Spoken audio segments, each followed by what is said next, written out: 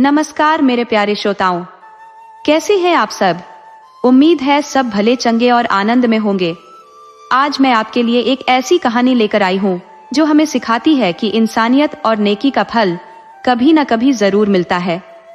ये कहानी एक गरीब आदमी की है जिसकी ईमानदारी उसे एक अच्छे सेठ से मिलाती है और फिर उसी की बेटी अपनी हिम्मत और वफादारी के दम पर एक दिन रानी बन जाती है। इस कहानी में आपको भाग्य का खेल, सच्ची सुंदरता का मतलब और धोखे का अंजाम देखने को मिलेगा। तो आइए कहानी शुरू करते हैं। पर कहानी में आगे बढ़ने से पहले आप सबसे विनती है कि हमारे इस छोटे से परिवार ममता हिंदी कहानियां चैनल का हिस्सा बने और चैनल को सब्सक्राइब जरूर कर ले। कहानी पसंद आए तो इसे लाइक करें, अपने दोस्तों के साथ शेयर करें और टिप्पणी में हमें बताएं कि आपको यह कैसी लगी। पुराने जमाने में एक गांव था किशनगढ़, जहां देवा नाम का एक गरीब आदमी रहा करता था। वो बहुत ही गरीब था और गांव के जमींदार के यहाँ काम किया करता था, मगर जालिम जमींदार काम के बदले सिर्फ एक वक्त का भोजन देता था, तो देवा को एक वक्त भूखे रह जाना पड़ता था। जब उससे रहा नहीं गया तो गांव के साहूकार से उधार लेकर एक वक्त का खाना घर में ही बनाने लगा। साहूकार ने भी उधारी इस आधार पर दे दी कि देवा जमींदार के यहाँ काम करता है तो उसे पगार जरूर मिलता होगा और ये पगार मिलते ही मेरी उधारी चुका देगा। तो साहूकार ने देवा को छूट भी दे दी थी कि तुम्हें जिस चीज की जरूरत पड़े ले जाना। तो देवा भी साहूकार से सामान लेता रहा। कोई 3 महीने गुजर गए मगर देवा ने 1 महीने की भी उधारी नहीं चुकाई। तो साहूकार ने आखिर पूछ ही लिया कि अरे देवा, तुम्हें हमारे यहाँ से राशन ले जाते हुए पूरे 3 महीने हो गए और तुमने 1 महीने का भी पैसा नहीं चुकाया। इस तरह कैसे चलेगा? तुम अपनी पगार का क्या करते हो? तब देवा ने बताया कि मालिक, जमींदार साहब, पता नहीं क्यों मुझे पगार ही नहीं दे रहे, कई महीने से रोक कर रखे हैं। मैं गरीब आदमी उनके सामने अपनी जुबान नहीं खोल सकता। आपकी तो उनसे अच्छी बनती है, एक बार इशारा ही कर दीजिए कि वह मेरा पगार वक्त पर दिया करे। साहूकार बोला, अच्छा, मैं तुम्हारी बात जरूर जमींदार साहब से कहूंगा। वैसे भी बड़े आदमी हैं, उन्हें गरीब की मजदूरी रखकर क्या मिलने वाला है। दूसरे दिन ही साहूकार की मुलाकात जमींदार से हो गई। तो साहूकार ने जमींदार का हाल चाल पूछने के बाद देवा की भी बात कह डाली कि जमींदार साहब, देवा की उधारी हमारे यहाँ 4थे महीने में चल रही है, पता नहीं आपका दिया हुआ पगार कहाँ उड़ा देता है। जमींदार बोला, कैसी पगार? मैं उसे कोई पगार नहीं देता। साहूकार बोला, लेकिन जमींदार साहब, वह काम आपके यहाँ ही करता है। तो जमींदार बोला, तो मैं उसे काम के बदले उसी वक्त भोजन दे देता हूँ, बाद के लिए कुछ नहीं रखता। वैसे भी वह खुद से मेरे पास काम करने आता है, मैंने कोई उसे काम पर थोड़े ही रखा है। उस तरह के 10-1 आवारा मेरे यहाँ भोजन पाकर जी लिया करते हैं। ये तो मेरी दयालुता है कि मैं आवारा कुत्तों को ही नहीं, आवारा आदमियों को भी भोजन दे दिया करता हूँ। वैसे पगार मैं उनको देता हूँ जो मेरे पक्के नौकर है, तो उन्हें दोनों वक्त भोजन और कपड़े के साथ पूरे 7 चांदी के सिक्के प्रति माह देता हूँ। साहूकार को समझ में आ गया कि मैंने जो भी उधारी देवा को दी है सब धर्म खाते में चली गई है, अब उसमें से 1 पाई भी नहीं मिलने वाली। मगर उसका मिजाज देवा पर काफी गर्म हो गया। सोचा कि साला देवैया मुझे अब बना रहा था और राशन मुफ्त में ले जा रहा था। अब उससे करीब 4 महीने का पैसा कैसे वसूलूं, समझ नहीं आ रहा कि उसका क्या करूं। उसने विचार किया कि आज पहलवान को एक चांदी का सिक्का दूंगा कि वह देवैया को 4-5 लाठी मारे और उसकी झोपड़ी उजाड़ दे। साहूकार इतना गुस्से में था कि वो अपने घर न जाकर सीधे शेर सिंह पहलवान के पास गया और उन्हें चांदी का एक सिक्का दिया। पहलवान ने पूछा कि साहू जी, यह कृपा किस लिए? इसके पीछे का राज क्या है? उसे उगलिए, उसके बाद सोचूंगा कि इसे रखूं या न रखूं। साहूकार बोला कि बस एक छोटा सा काम है, साले देवैया को सीधा करना है। बस ज्यादा नहीं, 4-5 लाठी उसे मार दीजिए और उसकी झोपड़ी उजाड़ दीजिए। क्या है कि ससुरा मुझे बेवकूफ बनाकर 4 महीने तक राशन ले लिया है और खा गया है। शेर सिंह बोले कि साहू जी, जो काम छोटा है उसे बहुत बढ़ा चढ़ाकर बता रहे हो और जो बहुत कठिन और बड़ा काम है उसे मामूली बता रहे हो। राशन खाना या मजबूरी में किसी से उधारी ले लेना ये बहुत मामूली बात है, उतना तो बड़े आदमी को याद ही नहीं रखना चाहिए। चिड़ियों को खिलाया दाना कौन याद रखता है। बड़े लोग तो 1.25 सेर आटे की गोली मछलियों को खिला देते हैं। बड़े लोगों के दरवाजे पर कुत्ते, बिल्ली और गाय को भी रोज रोटी मिलती है, तो उसे कौन याद रखता है कि मैंने गाय को रोटी दी थी या केला खिलाया था। वैसे ही भूल जाओ कि देवा को राशन दिया था। साहूकार बोला, नहीं पहलवान, इंसान और जानवर में बहुत अंतर होता है। वह मूक प्राणी होते हैं, वह किसी के यहाँ कोई काम नहीं कर सकते, मगर इंसान काम कर सकता है। उसे मुफ्तखोरी नहीं करनी चाहिए, उसे इस चीज की आदत लग जाती है। देवा को यदि राशन माफ कर दिया तो कल को दूसरे भी अब मुफ्त में राशन चाहेंगे। तो मैं कोई यहाँ का राजा नहीं हूँ, किसी दूसरे को बुरी आदत न लगे, इसलिए देवा को दंड दिलवाना चाहता हूँ। शेर सिंह बोला कि साहू जी, दंड देना राजा का काम है, मेरा नहीं, और मैं न्याय से हटकर कोई काम करूंगा तो एक सिक्के में नहीं, गलत काम के गलत पैसे भी लगते हैं। देवा को एक लाठी मारने का खर्च पूरे 100 सोने की मोहर लूंगा। 5 लाठी मारना है तो उसके 500 लगेंगे, और यदि उसका आसरा उजाड़ना है तो उसके भी 500 लगेंगे। किसी का आसरा उजाड़ना दुनिया के सबसे बुरे कामों में आता है। साहू जी, दुनिया के सबसे बुरे कर्म 5 होते हैं, उसे किसी भी भले आदमी को नहीं करने चाहिए। पहला है किसी की मेहनत की कमाई लूट लेना। दूसरा है कि धोखे से या बहला फुसला कर किसी स्त्री की इज्जत उतार लेना। तीसरा है किसी का आसरा उजाड़ देना या आग लगा देना। चौथा है किसी के ब्याह में बाधा बनना या उसे तुड़वा देना। और 5वां है कि अपनी जीभ के स्वाद के लिए किसी मूक प्राणी की हत्या करना और फिर उसके मुर्दा शरीर को खा जाना। ये 5 कर्मों में लिप्त मनुष्य कभी सुखी नहीं रहता। इस कर्म में लिप्त प्राणी बहुत कष्टमय जीवन जीते हैं, उनकी मृत्यु भी काफी कष्टमय होती है। ये 5 कर्म करने वाले अक्सर अकाल मृत्यु को प्राप्त होते हैं। इसलिए साहू जी, मैं इतना भयंकर अपराध मुफ्त में नहीं कर सकता। साहूकार बोला कि आप पहलवान हो, किसी पर एक आध लाठी घुमाने से कौन सा पाप लग जाता है। मैं कोई देवा को जान से मारने की बात थोड़े ही कर रहा हूं। शेर सिंह बोले कि साहू जी, पहलवानों के दांव पेंच का कोई भरोसा नहीं, लाठी का भी कोई भरोसा नहीं। मरखा बैल कभी कभी अपने मालिक को भी पटक देता है, लाठी का क्या भरोसा। 1-2 सिक्के में तो वह किधर भी घूम सकती है। इसलिए आप अपना यह सिक्का रखो और देवा से अपना पैसा निकालने का कोई दूसरा रास्ता तलाशो। साहूकार घर आ गया और सोचा कि पहलवान तो देवैया को मारेगा नहीं, तो मैं ही उसे 3-4 लाठी मार देता हूँ। साहूकार ने एक लाठी घर के अंदर छिपाकर रखी थी। वो लाठी निकालने घर के अंदर गया और लाठी निकाल ली। तभी उस पर उसकी पत्नी की नजर पड़ गई। वो बोली कि साहू जी, आप लाठी का क्या करोगे? क्या किसी से कोई झगड़ा हो गया है? यदि झगड़ा हो भी गया है तब भी आपको किसी से लड़ना नहीं चाहिए। आप साहूकार हो, साहूकार से सहनशील दूसरा कोई नहीं होता। सबसे सफल साहूकार वही होता है जो अपने दुश्मन को भी मित्र बना ले। सफल व्यापारी वही होता है जो आम तो आम, गुठली से भी दाम निकाल ले। आप ये बताओ, लाठी किस लिए ले जा रहे हो? साहूकार बोला कि भाग्यवान, जब तुम बोलने लगती हो तो फिर किसी को बोलने का मौका ही नहीं देती हो। अरे, ये लाठी मैं देवैया को मारने के लिए ले जा रहा हूँ। वो बदमाश मुझे बेवकूफ बनाया है और 3-4 महीने तक मुफ्त में राशन लेकर जाता रहा है। मैं सोच रहा था कि वो जमींदार के यहाँ पगार पर काम करता है, जब जमींदार पगार देगा तो मुझे पैसा दे देगा। लेकिन जब पता किया तो जमींदार ने बताया कि मैं कोई उसे काम पर नहीं रखा हूँ, अपने से आता है, कुछ काम कर देता है तो एक वक्त खिला देता हूँ। साहूकार पत्नी से बोला कि अब साले के पास है क्या कि उससे वसूल करूं? तब पत्नी बोली कि आप दिमाग से काम लो, उसको मारने पीटने और लड़ाई से अच्छा है कि उससे काम ले लो। आप अपना पैसा देवा से सूद सहित वसूल सकते हो, मगर प्यार से, मारपीट से तो कुछ हासिल नहीं होगा। उसे अपने पास नौकर रख लो।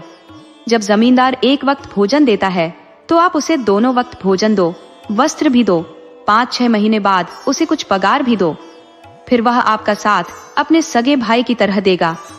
ये लाठी डंडा घर के अंदर रखो और जब देवा आपके पास आता है तो उसे प्यार से समझाओ कि वह इधर उधर न भटके, वह आपके पास ही काम करे, उसे बदले में दोनों वक्त भोजन मिल जाया करेगा। साहूकार बोला कि ठीक है भाग्यवान, तुम्हारी ही बात सही है, मैं उससे मुलायम तरीके से ही पेश आता हूँ। साहूकार दुकान में चला गया तो शाम के वक्त देवा साहूकार के पास आया और बोला कि साहूकार जी, मुझे राशन दे दीजिए।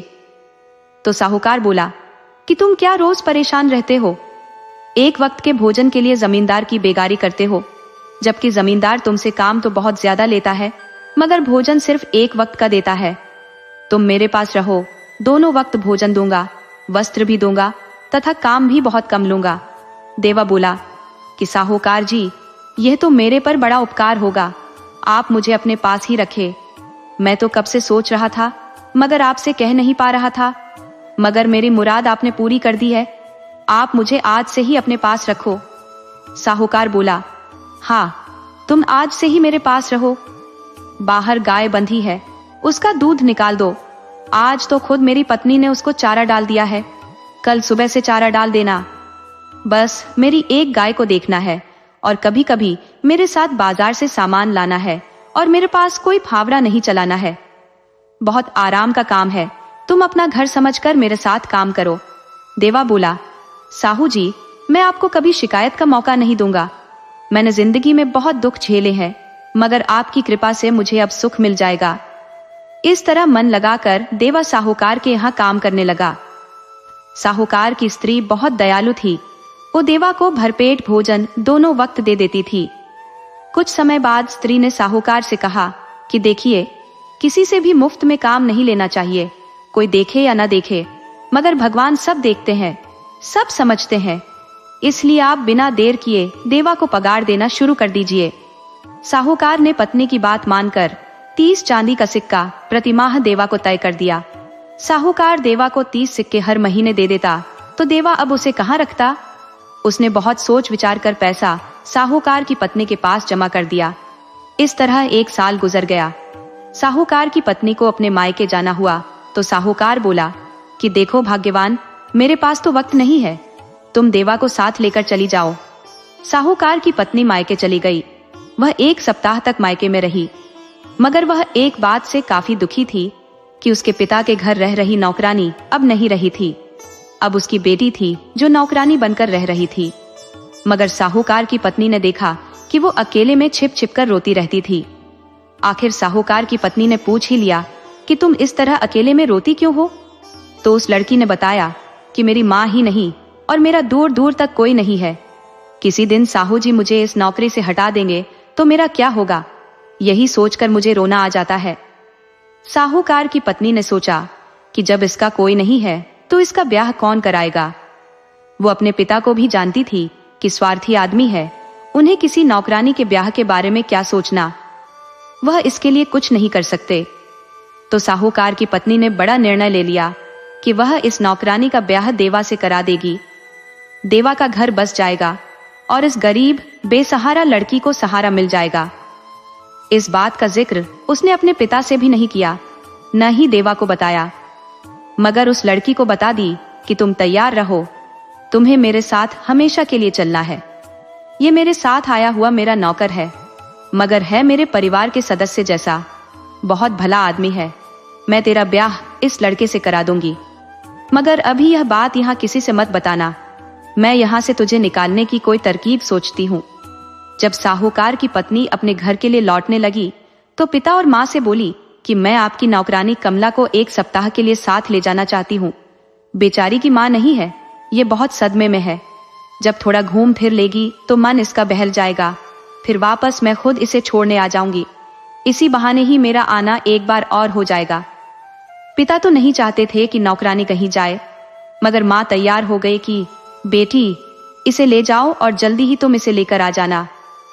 बस फिर क्या था, साहूकार की पत्नी उसे लेकर चल दी, मगर सोची कि यदि दोनों को लेकर घर पहुंच गई तो मेरा पति स्वार्थवश दोनों का ब्याह नहीं होने देगा, बल्कि मुझ पर नाराज होगा, तो क्यों ना दोनों का ब्याह यहीं किसी मंदिर में करा देती हूँ। उसने देवा से बोली कि देवा, तुम मेरे बेटे की तरह हो, मैं चाहती हूँ कि तुम इस लड़की से ब्याह कर लो। तब देवा बोला कि मालकिन, मालिक चाहेंगे तो सब कुछ हो जाएगा।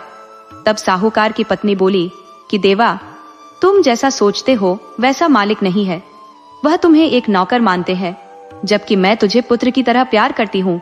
साहू जी नहीं चाहेंगे कि तुम्हारा ब्याह हो, तुम उन्हें मुफ्त के नौकर मिल गए हो तो स्वार्थवश तुम्हारा भला नहीं चाहेंगे, जबकि मैं तुम्हारा भला चाहती हूँ। मैं अभी रास्ते वाले मंदिर में तुम दोनों का ब्याह करा देती हूँ। देवा बोला कि मालकिन, अब आपकी जैसी इच्छा, आप जैसा सोचो। तब साहूकार की पत्नी ने देवा का ब्याह उस लड़की से रास्ते में ही करा दिया और साथ लेकर अपने घर आ गई। साहूकार यह देख पत्नी पर बहुत नाराज हुआ कि तुम बहुत बड़ी बेवकूफी कर दी हो। तुम्हें क्या पड़ी थी नौकर का ब्याह कराने की? अब देवैया हमारे पास नहीं रहेगा, पत्नी रोज उसका कान भरेगी। देवा कितना बड़ा मददगार था, मगर तुमने खुद मेरे पैर में कुल्हाड़ी चला दी है। साहूकार की पत्नी बोली कि आप गलत सोच लेते हो, ये गरीब लोग हैं, ये किसी के एहसान को नहीं भूलते। देवा और वह लड़की मेरा साथ जीते जी नहीं छोड़ सकते। मनुष्य को कुछ पुण्य की भी कमाई कर लेनी चाहिए। किसी असहाय बेसहारा का ब्याह कराकर सहारा दिलवा देना यज्ञ से कम नहीं है। यह एक अमृत फल है जिसका फल हमें हमेशा मिलता रहेगा। साहूकार पत्नी पर भुनभुनाता हुआ दुकान में चला गया तो उधर साहूकार की पत्नी ने तुरंत देवा के जमा पैसे उसे लौटा दिए और बोली कि अब तुम इन पैसों से अपने लिए एक घर बना लो। तुम दोनों बेशक मेरे पास मेरे घर में रहकर काम करना, मगर एक अपना घर जरूर होना चाहिए। मैं तुम्हें एक घर की जगह अपने घर के पास ही दे देती हूँ। तुम अब अपने पुराने घर को चाहो तो बेच देना। साहूकार की पत्नी ने दोनों को पड़ोस में ही बसा लिया। दोनों साहूकार की पत्नी की सेवा में लगे रहे तो देवा साहूकार की खूब खुलकर मदद करता। हालांकि साहूकार को कोई औलाद नहीं हुई थी, उसके ब्याह को अब 18 साल पूरे होने वाले थे। अब उसकी उम्मीद टूटती जा रही थी कि मुझे कोई औलाद भी होगी, जबकि साहूकार का मानना था कि उसके खानदान में अक्सर 15 साल बाद ही कोई संतान हुई है। तो साहूकार इस बात से आश्वस्त था। उसकी बात भी सच निकली तो साहूकार की पत्नी को 19वें साल में एक पुत्री हो गई। तो उधर देवा की पत्नी ने भी एक बच्ची को जन्म दिया। दोनों बच्चियां गजब की खूबसूरत थी। साहूकार ने पत्नी को बताया कि मैंने कहा था कि हमें 20 साल से पहले कोई औलाद नहीं होने वाली।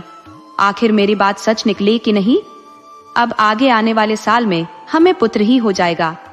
इस तरह विचार कर दोनों पुत्री का पालन करने लगे तो देवा भी पत्नी के साथ साहूकार का काम करते हुए अपनी पुत्री का पालन करने लगा।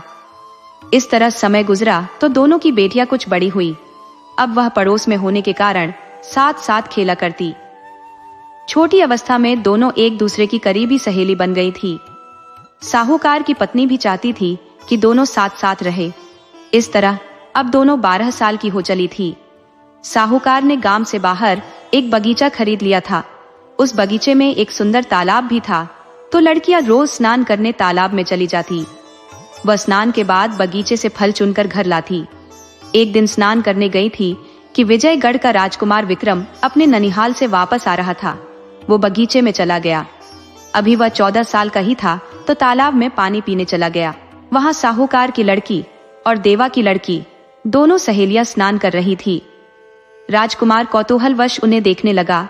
उसे नहीं पता था कि स्नान करती हुई स्त्री या लड़की को नहीं देखना चाहिए।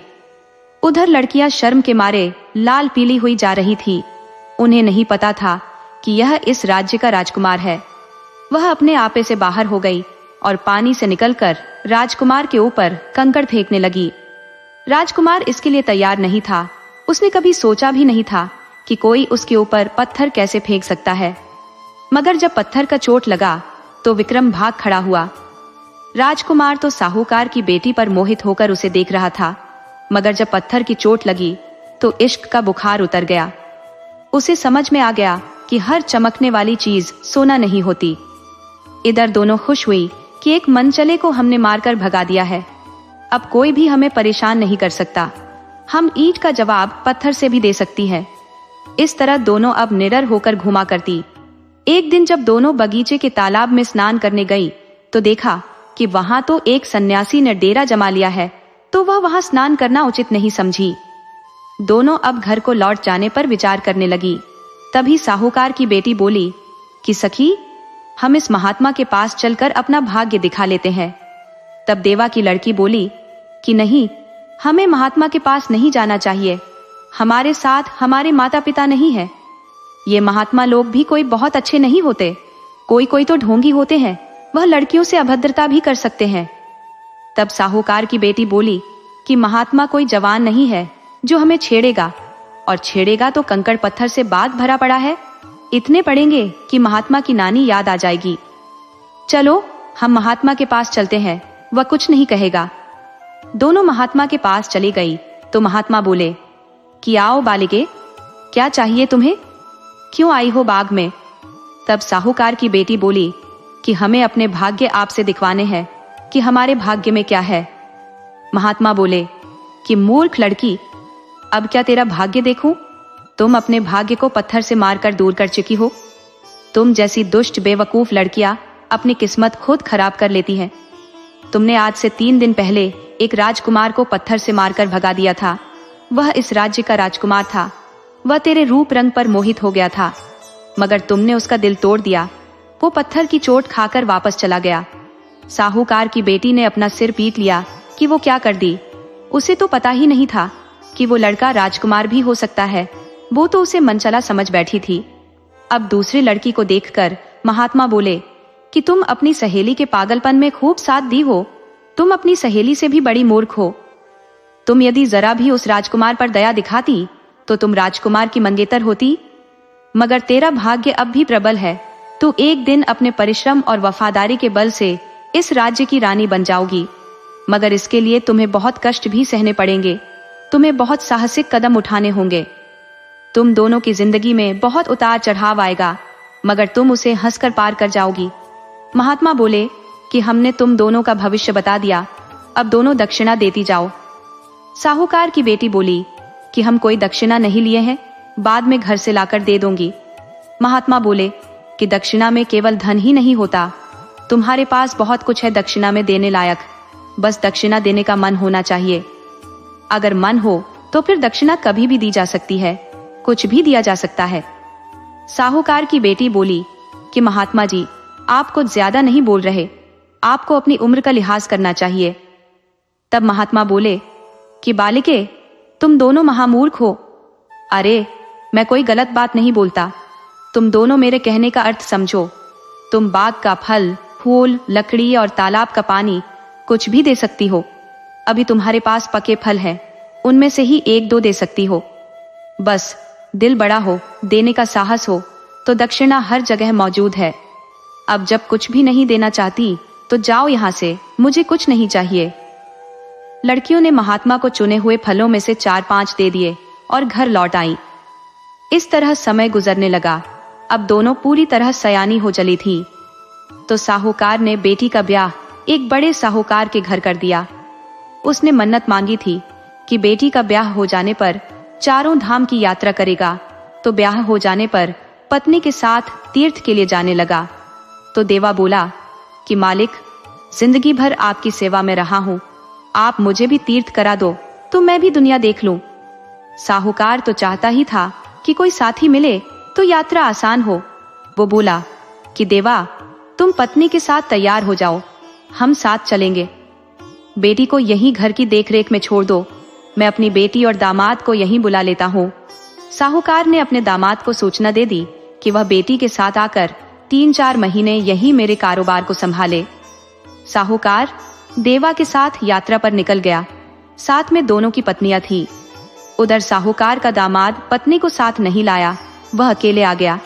तो देवा की लड़की थोड़ा असहज हुई कि उसके साथ कैसे रह सकती है, मगर वह तो खुश था कि मैं अब इसके साथ भी पत्नी की तरह रह सकूंगा। रात में भोजन के बाद तो वह अपने असली रूप में आ गया। लड़की ने मना किया कि तुम इस घर के मेहमान हो, तुम्हें कोई गलत हरकत नहीं करनी चाहिए। मगर उस पर तो इश्क का भूत सवार था। तो लड़की भी देख ली कि नहीं मानेगा, इसका भूत उतारना पड़ेगा। तो उसने बेलन से उसकी धुनाई करने लगी और मारकर अधमरा कर दिया। उसे लगा कि मैंने कुछ ज्यादा ही मेहमान का स्वागत कर दिया है, शायद अब यह मर जाएगा। तो वह डर गई और घर छोड़कर रात में ही जंगल में भाग गई। जंगल में चंद्रनगर की राजकुमारी आई हुई थी। उसने रात में जंगल में डेरा जमा लिया था। देवा की लड़की भागती हुई उसी स्थान पर पहुंच गई। तब राजकुमारी उसे अपने पास बुला ली और इतनी रात में अकेले आने का कारण पूछा। तो लड़की ने उसे सच बता दिया।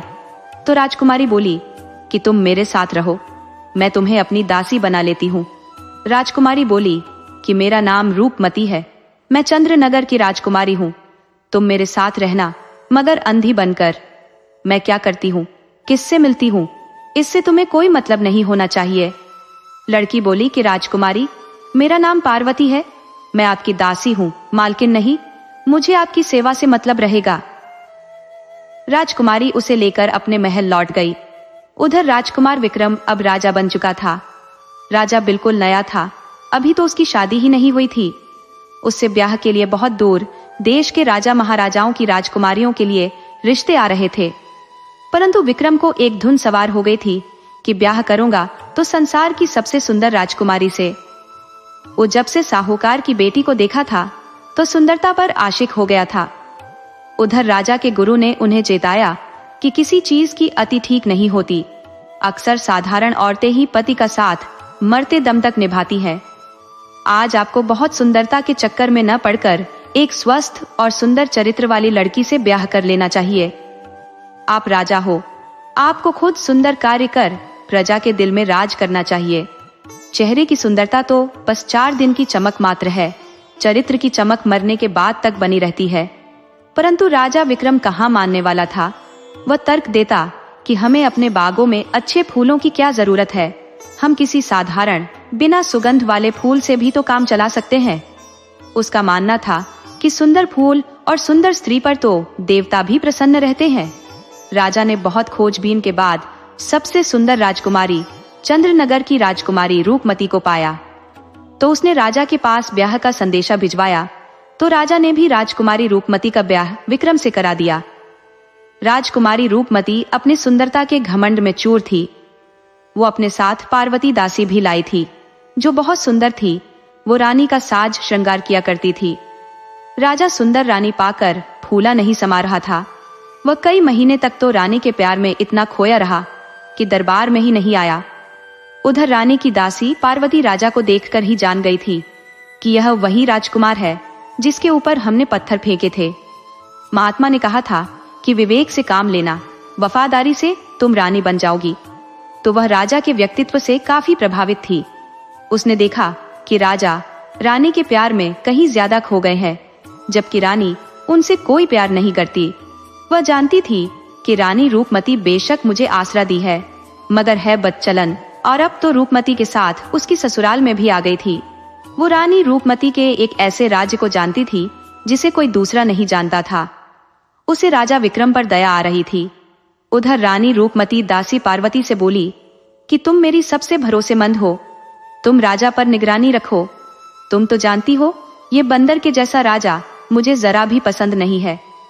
पार्वती जानती थी कि राजा रानी से कहीं ज्यादा सुंदर है, मगर रूपमती अपने नौकर के इश्क में पागल है, इसकी आंख अंधी हो गई है। मगर पार्वती को तो किसी भी तरह राजा से नजदीकियां बढ़ानी थी, तो वह रानी के कहे अनुसार राजा की दासी बन गई और राजा की भलाई के लिए काम करने लगी। जबकि रूपमती ने तो उसे राजा को नुकसान पहुंचाने के लिए नियुक्त किया था। मगर पार्वती राजा पर कोई आंच नहीं आने देना चाहती थी, ताकि एक धर्मनिष्ठ राजा बर्बाद होने से बच जाए। हालांकि उसे पता था कि वह रानी के रहते रानी नहीं बनने जा रही, फिर भी उसे महात्मा के कथन पर पूरा भरोसा था। उसकी अंतरात्मा उसे राजा की मदद करने को कह रही थी। वह रानी की दासी थी और ससुराल से आई थी, तो राजा दासी से मजाक भी कर लिया करता था। लेकिन अब तो राजा की खास दासी थी, तो बातों बातों में राजा से मजाक में कही कि महाराज, दीदी जी के अलावा भी कोई काम देख लिया करे। दरबार में आपकी प्रजा रोज निराश हो लौट जा रही है, कुछ ख्याल उनका भी किया करे। राजा रानी रूपमती के प्यार में पागल था। दासी की बात सुना तो जैसे नींद खुल गई। महीने गुजर गए थे, परंतु राजा के किसी भी शुभ चिंतक ने इतना साहस नहीं जुटा पाया था कि उसके कर्तव्यों को याद दिलाए। राजा दासी पार्वती पर बहुत खुश हुआ। राजा बोला, तुम मेरी एक अच्छी मार्गदर्शक हो, तुम निडर होकर मुझे अच्छी सलाह देती रहना। तुम्हें मेरे साथ की गई गुस्ताखियों के लिए भी कोई सजा नहीं मिलेगी। राजा से इतनी बात सुनने के बाद पार्वती दासी का राजा के प्रति और प्रेम बढ़ गया। राजा अब अपने कर्तव्य के प्रति सजग हो गया और ज्यादा समय दरबार और प्रजा में देने लगा। पूरे 6 महीने बाद राजा को देख प्रजा के चेहरे खिल उठे। उन्हें राजा के प्रति जो निराशा थी वह खत्म हो चुकी थी। राजा पहले से भी ज्यादा जोश खरोश से प्रजा के लिए काम करने लगा। राजा प्रजा में इतना व्यस्त हो गया कि अब रानी से मिलने का विशेष समय ही नहीं दे पा रहा था। पहले तो रोज घंटों रानी की खूब प्रशंसा किया करता था, उनके लिए प्रेम के गीत पढ़ा करता था, परंतु राज दरबार में व्यस्तता के कारण रानी की प्रशंसा तो दूर, उसके लिए समय नहीं निकाल पा रहा था। वही रानी रूपमती की एक बुरी आदत थी कि उसे हर हाल में एक पुरुष का साथ चाहिए था। वो पर पुरुषगामी भी थी, मगर यहाँ उसे कोई नहीं मिल पा रहा था। राजा भी अब उसे कम समय दे पा रहा था। ये बात पार्वती अपनी आंखों से देख चुकी थी, परंतु वह राजा से कहे तो कैसे कहे। उसने एक दिन इशारे में राजा से कहा कि बिना प्यार के स्त्री बिगड़ने लगती है और बिना फेरे घोड़े बिगड़ जाते हैं, अतः आपको इन बातों का ख्याल रखना चाहिए। राजा ने दासी की बातों को सिर्फ मजाक में लिया।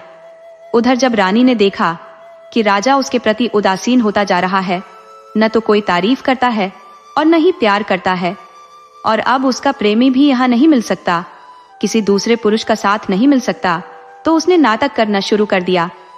वह बीमार रहने लगी। राजा पहले तो इस बात को हल्के में लिया और राज्य वैद्य को उपचार के लिए लगा दिया, परंतु रानी बीमार हो तब तो ठीक हो, वह तो नकली रोगी थी, उसको तो प्रेम का रोग था। दासी पार्वती ने फिर एक बार राजा से इशारा किया कि आप रानी रूपमती को वक्त दें। रानी खतरनाक रोग की रोगी है।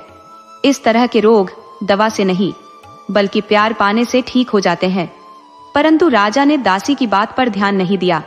उधर रानी की बीमारी दिन प्रतिदिन बढ़ने लगी। राज्य वैद्य की दवा बेकार होती जा रही थी। राजा पहली बार परेशान हो उठा। उसने दूसरे राज्य से वैद्य बुलाने के लिए अपने मंत्री को आदेश दिया। मंत्री ने कई राज्यों से वैद्य बुलाए, परंतु विद्वान वैद्यों ने बताया कि हमारे समझ से रानी को कोई रोग नहीं है। अगर कोई नया रोग है तो हमारे बस की बात नहीं है। एक दिन रानी रूपमती के मायके से एक वैद्य आया और राजा से बताया कि मैं राजकुमारी रूपमती का पुराना वैद्य हूँ, उसके हर रोग को ठीक कर सकता हूँ, मैं रानी के इस रोग को ठीक कर सकता हूँ।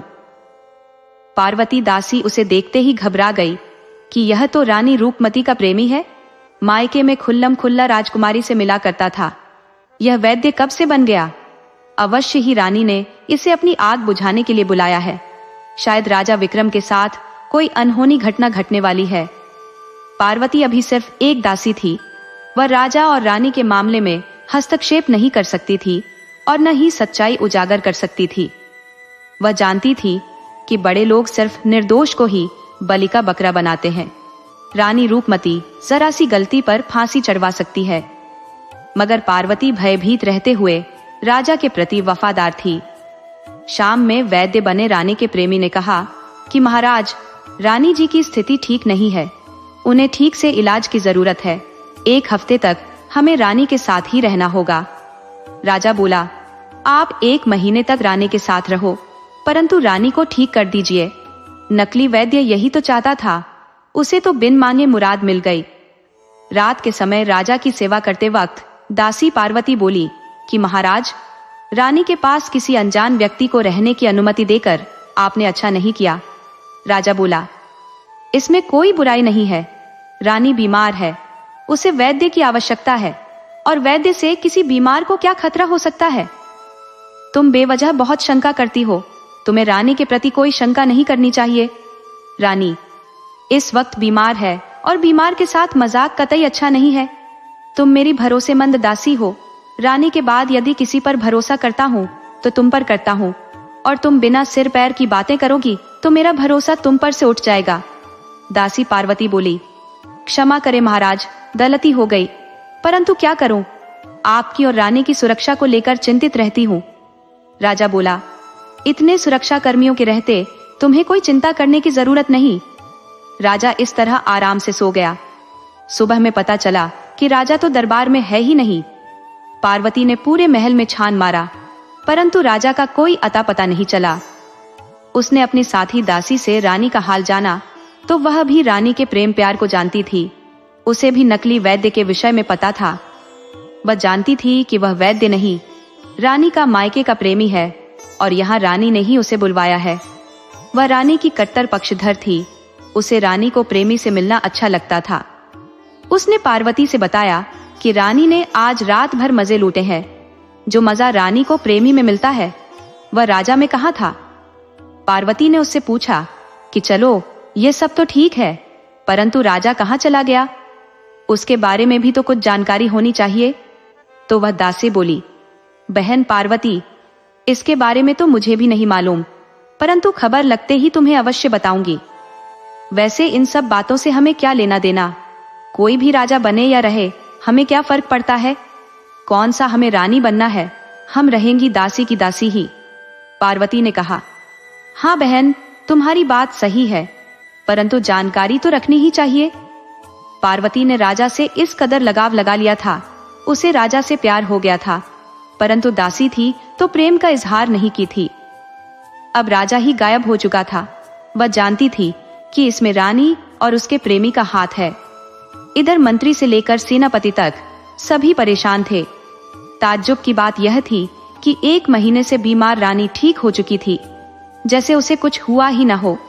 उसने राजा की गैर मौजूदगी में खुद राज चलाने का ऐलान कर दिया। रूपमती राजा के सिंहासन पर जा बैठी। इससे राजा के दरबारी, मंत्री, सेनापति और राजगुरु को भी दाल में कुछ काला नजर आया, मगर सभी फूंक फूंक कर कदम रख रहे थे। राज दरबार में ऐसा सन्नाटा कभी देखने को नहीं मिला था। रानी रूपमती राजा गद्दी पर बैठने के बाद भी राजा की खोज का कोई ऐलान नहीं किया, न ही किसी सैनिक या मंत्री को खोज के लिए भेजा। राज दरबारी रानी के व्यवहार से काफी दंग थे, मगर पार्वती दासी की तो हालत ही खराब हो चली थी। वह राजा के लिए काफी व्याकुल थी। इधर रानी ने छठे दिन ही अपने प्रेमी से ब्याह करने का ऐलान कर दिया।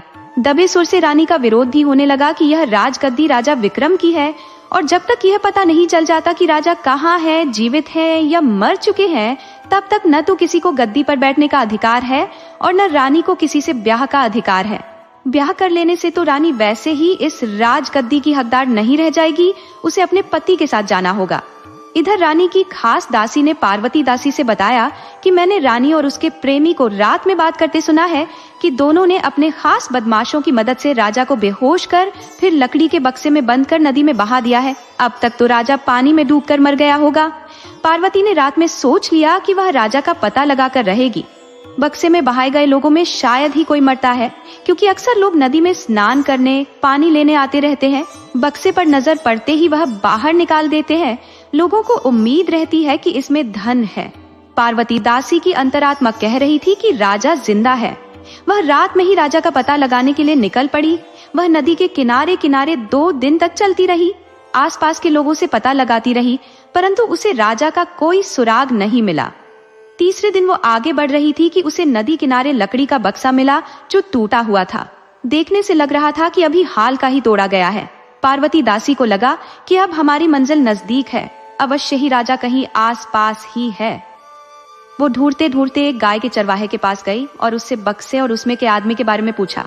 तो चरवाहे ने बताया कि मैंने ही नदी में बहते बक्से को पाया है और उसमें एक आदमी मिला है। वो अब हमारे कब्जे में है, वह अब मेरा गुलाम है। उसे छोड़ने के लिए पैसे लूंगा, तब उसे आजाद करूंगा। क्या वह तुम्हारा पति है? पार्वती बोली, पहले मुझे दिखाओ तो सही, तभी तो पहचान करूंगी कि मेरा पति है कि नहीं है। चरवाहे ने राजा को एक पेड़ से बांध कर रखा था। उसे क्या पता था कि बक्से में बंद आदमी यहाँ का राजा है। पार्वती ने जब राजा को पेड़ में बंधा देखा, चरवाहा बोला, देखो तो यही तुम्हारा पति है। पार्वती बोली, हाँ भैया यही है, परंतु तुम इसे बांधकर क्यों रखे हो? चरवाहा बोला, पहले तुम बताओ कि इसे बक्से में बंद कर पानी में क्यों बहाई थी? पार्वती बोली, भैया इसे मैंने नहीं, चोरों ने बहा दिया था। मैं तो इन्हें कई दिनों से ढूंढ रही थी, अब आप इन्हें आजाद कर दो। चरवाहे ने राजा को बंधन से मुक्त कर दिया और पार्वती से बोला कि तुमने मुझे भाई कहा है तो मेरी इन गायों में से कोई एक गाय लेती जाओ। हम अपनी बहन बेटी को खाली हाथ विदा नहीं करते। पार्वती बोली, भैया मैं गाय का क्या करूंगी, तुम मेरे से कुछ उपहार ले लो। उसने अपने हाथ के कंगन उतारते हुए बोली, लो भैया इसे मेरी भाभी को दे देना, अब इनकार मत करना, इसे रख लो, फिर कभी आऊंगी तो तुम मुझे विदाई में जो इच्छा हो दे देना। पार्वती राजा को साथ लेकर राज दरबार के लिए चल पड़ी। उसने रानी का सारा प्लान, मायके की प्रेम कहानी और वैद्य बने प्रेमी के सारे किस्से कह सुनाए। उसने राजा को बताया कि मैं दासी होते हुए भी आपको कई बार आगाह किया था, परंतु आपने मेरी बातों को सिर्फ मजाक समझा। राजा पहले ही जान चुका था कि रानी ने ही उसके साथ छल किया है और यह पार्वती दासी मुझसे बेइंतहा प्रेम करती है, तभी तो अपनी जान की परवाह किए बगैर अकेली बिना कुछ खाए पिए मुझे ढूंढती रही।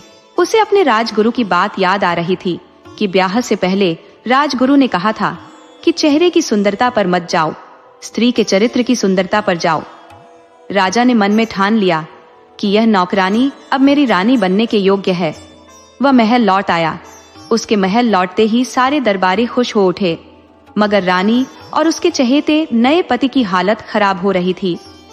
राजा ने उन्हें तुरंत गिरफ्तार कर लेने का आदेश दिया। सैनिकों ने रानी के साथ उसके प्रेमी को गिरफ्तार कर लिया। राजा ने दरबार में घोषणा की कि आज से मेरी नई रानी पार्वती है। इसके जैसी वफादार स्त्री मेरे लिए दूसरी हो ही नहीं सकती। मैं खूबसूरती पर कायल हो गया था, परंतु इस सांवली सी दुबली पतली स्त्री ने मेरे लिए क्या नहीं किया। इसके उपकार तले तो मैं जिंदगी भर दबा रहता, परंतु इसे महारानी बनाकर मैंने कुछ हद तक बदला चुका दिया है। राजा ने अपने राजगुरु से क्षमा मांगी। उन्होंने पहले ही राजा को आगाह कर दिया था कि अति हर चीज की बुरी होती है। राजा ने रानी और उसके प्रेमी को जिंदगी भर के लिए सजा, जेल में आटा पीसने और कैदियों को भोजन बनाने का काम दे दिया और यह भी सजा सुना दी कि दोनों अब एक दूसरे का मुंह जिंदगी में कभी नहीं देखेंगे। ऐसा करते पकड़े जाने पर दोनों को उसी दिन फांसी दे दी जाएगी। पार्वती ने राजा से बताया कि महाराज, आप मेरे से पहले भी मिल चुके हो। याद करिए, कभी आपके ऊपर 2 लड़कियों ने कंकड़ फेंका था, उन्हीं में से मैं दूसरी वाली हूँ। राजा बहुत खुश हुआ, बोला कि उस वक्त मैं दोनों में से किसी एक को रानी बनाना चाहता था, मगर कोई बात नहीं, किस्मत ने हमें मिला दिया। इस तरह राजा रानी साथ रहने लगे। कहानी से सीख, सच्चा सौंदर्य चेहरे में नहीं चरित्र में होता है। किस्मत के लिखे को कोई नहीं टाल सकता और नेकी और वफादारी का फल देर से ही सही पर मिलता जरूर है।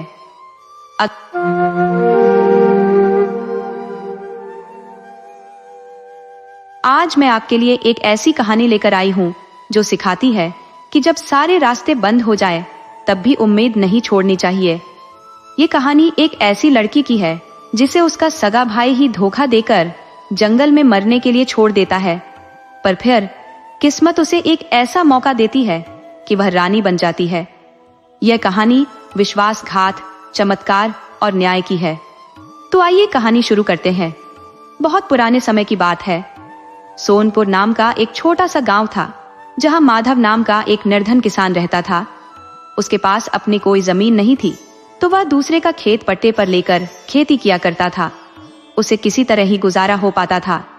खेती के लिए सिंचाई का कोई साधन नहीं था, तो कभी कभी उसे सूखे की मार भी झेलनी पड़ती थी, तो कभी ज्यादा बारिश उसकी फसल को बाढ़ में बहा ले जाती थी। बहुत कठिनाइयों से उसकी अपनी जिंदगी गुजर रही थी। बहुत मुश्किल हालात में होने की वजह से वह अपनी जीवन की जरूरी जरूरतों को भी भूल गया था। उसकी उम्र धीरे धीरे निकलती जा रही थी, मगर उसे याद ही नहीं रहा कि उसे ब्याह करना है, उसे अपना घर भी बसाना है। धीरे धीरे वह 30 की उम्र पार कर गया, मगर उतना नहीं कमा पाया कि एक अच्छा घर बना सके और कुछ पैसे इकट्ठा कर कुछ बचत कर सके। एक दिन गांव की एक बुजुर्ग महिला ने उसे याद दिलाया कि कब तक 2 रोटी के जुगाड़ में अपनी हड्डियां पत्थरों पर घिसते रहोगे। पट्टे की जमीन तुझे बर्बाद करके रख देगी। तुम पट्टे पर खेती करने के बजाय मजदूरी कर लो या कोई दूसरा रोजगार कर लो। तुम्हें कुछ खबर भी है कि अधेड़ हो चले हो और अब तक कुंवारे हो। तुम गांव के दूसरे लोगों को देखकर भी तो कोई काम कर सकते हो। लट्टू को ही देख लो, वह कोई खेती नहीं करता, कोई मजदूरी भी नहीं करता। वह रामापुर के मंदिर के पास फूल बेचता है और फूल बेचने से ही उसके खर्चे निकल आते हैं। गांव का कतवारू बताशा बनाकर रामापुर में बेचता है।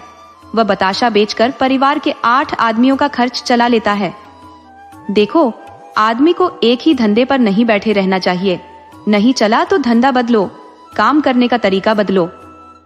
माधव को लगा कि ताई ठीक कह रही है, मुझे अब पट्टे पर खेती नहीं करनी चाहिए। पट्टे पर खेती करने से अकेला लाभ खेत वाले को हो जाता है, चाहे फसल हो या ना हो, उसे तो एक मुश्त पैसे मिल जाते हैं। माधव ने सोच लिया कि यह जुआ अब मुझे नहीं खेलना। वो भी पास के जंगल से कुछ फूल तोड़ा और रामापुर के मंदिर पर चला गया, लेकिन वह गलत फूल तोड़ लाया था। जंगली फूल कोई नहीं खरीदा। उसे अफसोस हुआ कि मेरा फूल कोई खरीद नहीं रहा, जबकि मेरे पास तो अच्छे फूल हैं। रामापुर की एक स्त्री भी फूल बेचा करती थी। उसके फूल हाथों हाथ बिक गए थे, मगर माधव की तरफ कोई देखा ही नहीं। वो फूल वाली स्त्री जरूर एक बार उसकी तरफ देख रही थी और मुस्कुरा रही थी। उसका मुस्कुराना माधव को अच्छा नहीं लगा, तो वह बोला कि तुम मुझे देखकर हंस क्यों रही हो? क्या तुम मुझे बेवकूफ समझकर मेरा मजाक उड़ा रही हो? स्त्री बोली कि नहीं, मैं कोई मजाक नहीं उड़ा रही, बल्कि तुम खुद तमाशा बन गए हो। अब जोकर बनकर बैठोगे तो लोग तो अपना मनोरंजन करेंगे ही, इसमें नाराज होने वाली कौन सी बात है? माधव बोला कि मैं अच्छा भला आदमी तुझे जोकर दिखता हूँ। स्त्री बोली कि तुम झूठे ही भिन भिना रहे हो। तुम जंगली फूल तोड़ लाए हो और उसे बेचना चाहते हो, जबकि यह देवी का मंदिर है। यहाँ सिर्फ अड़हुल का फूल चढ़ता है। बाहर से आए लोग अड़हुल का फूल या तो साथ लाते हैं या फिर हमसे खरीदते हैं। यहाँ घास बेचोगे, लकड़ी बेचोगे, गोबर और उपला बेचोगे तो कोई नहीं खरीदेगा। बिना समझे धंधा करने चले हो, अनाड़ी कहीं के बेवकूफ आदमी। इतना कहकर स्त्री वहां से चली गई। माधव सिर खुजलाता देखता रह गया। उसे अपनी गलती का एहसास हुआ कि बिना जाने मैं जंगली फूल लेकर चला आया हूं। हंस तो मुझ पर दूसरे लोग भी रहे थे, मगर मुझे गुस्सा स्त्री पर ही क्यों आया? और फिर वो गुस्से में ही सही, मुझे बड़ी सीख दे गई। वो दूसरे दिन से अड़हुल का फूल लेकर मंदिर पर जाने लगा। उसके फूल देखते देखते बिक गए। सोनपुर के जंगल में अड़हुल के फूल भी बहुतायत में थे, तो वह काफी फूल लेकर रोज जाने लगा और सस्ते में बेचने लगा। रामापुर में बहुत कम अड़हुल के फूल थे, वह भी लोगों के अपने खुद के खेत या घर में लगाए हुए, तो उस स्त्री को कम ही फूल मिल पाते थे। पहले वह ज्यादा कीमत लेकर फूल बेच देती थी, मगर माधव के सस्ते फूल बेचने से अब उसका कोई फूल नहीं खरीदता था, तो वह माधव पर काफी गुस्से में थी। उस स्त्री के घर में उसकी बूढ़ी माँ थी और वह खुद रहती थी। स्त्री का ब्याह हुआ था, वह ससुराल भी गई थी, लेकिन उसका पति उसे ब्याह कर ले जाने के बाद उसी रात में किसी दूसरी स्त्री के साथ भाग गया था और वह वापस नहीं लौटा था। स्त्री 5 साल तक पति के आने का इंतजार करती रही। जब वह नहीं आया तो ससुराल वालों ने स्त्री का ब्याह पति के छोटे भाई से कर लेने की सलाह दी। तो स्त्री भड़क गई कि जिस खानदान में विवाहिता स्त्री को छोड़कर भाग जाने का चलन है, तो क्या भरोसा कि उसका भाई नहीं भागेगा। मुझे लंपट के खानदान में रहना ही नहीं है। स्त्री मायके लौट आई। माँ ने बेटी के ब्याह के लिए कई जगह बात चलाई, लेकिन बेटी ने ब्याह से इनकार कर दिया। बोली कि मुझे ब्याह करना ही नहीं है, सारे के सारे पुरुष धोखेबाज होते हैं, मैं पुरुषों पर भरोसा कर ही नहीं सकती। स्त्री माँ से बोली कि मैंने खुद अपनी आंखों से देखा है कि एक पुरुष अपनी पत्नी के साथ जा रहा है। रास्ते में वह एक दूसरी स्त्री को जाते हुए देखता है, तो वह पत्नी के साथ होते हुए भी पराई स्त्री को पलट कर देखने लगता है, और तब तक देखता है जब तक कि वह आंखों से ओझल नहीं हो जाती। माँ, पुरुष का मन एक स्त्री पर रह ही नहीं सकता। शायद ही कोई ऐसा मिलेगा जो पराई स्त्री की तरफ न देखता हो, उसके बारे में न सोचता हो। माँ बोली कि तुझे कोई बीमारी लग गई है। माना कि तेरे पति ने तुझे धोखा दे दिया, लेकिन उसकी खिचड़ी एक दिन में नहीं पकी होगी। वो बरसों से उस स्त्री के संपर्क में रहा होगा, तब उससे वफादारी निभाने के लिए तुझे धोखा दिया होगा। तुम एक धोखेबाज के चलते सारे संसार के पुरुषों को गलत नहीं समझ सकती। पुरुष जिससे दिल से प्रेम कर ले, उसे जिंदगी भर निभाता है। एक पुरुष का ब्याह कर दिया जाता है, उसकी पत्नी घर में आती है, वह उससे पहले कभी नहीं मिला रहता है, सीधे मिलन की रात में अपनी पत्नी से मिलता है और उस एक रात में ही सिर्फ उस स्त्री का होकर रह जाता है। वो स्त्री के सुख के लिए अपनी पूरी जिंदगी कुर्बान कर देता है। वह दिन रात मेहनत कर कमाता है और जो कुछ मिलता है स्त्री के हाथ पर रख देता है। वह स्त्री से कभी हिसाब नहीं मांगता कि मेरे पैसे, मेरे धन का क्या हुआ। वो बुढ़िया बोली कि बेटी, दुर्भाग्य से तेरा मुंह दूध से जल गया, तो इसका मतलब ये नहीं कि अब आदमी दूध पीना ही बंद कर दे। हालांकि बुढ़िया की बेटी कोई भी तर्क मानने को तैयार नहीं थी, तो उसने दोबारा ब्याह नहीं किया। अब वह मंदिर पर फूल बेचकर काम चला ले रही थी, लेकिन माधव ने सस्ते में फूल बेचकर संकट खड़ा कर दिया था। उस स्त्री का फूल बिकता ही नहीं था। 2-4 दिन तक तो वह किसी तरह सहती रही, लेकिन एक दिन उसके सब्र का बांध टूट गया। वो माधव पर बरस पड़ी कि गंवार आदमी, तुझे पता भी है कि तुम क्या कर रहे हो?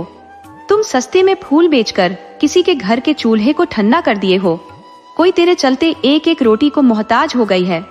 माधव बोला कि मैंने तो ऐसा कुछ नहीं किया, तुम झूठे ही मुझ पर बेमौसम बरसात की तरह बरस रही हो। स्त्री बोली कि तुम पुरुष हो, किसी स्त्री के दर्द को तुम क्या जानो? तुम में और बंदर में कोई फर्क नहीं है।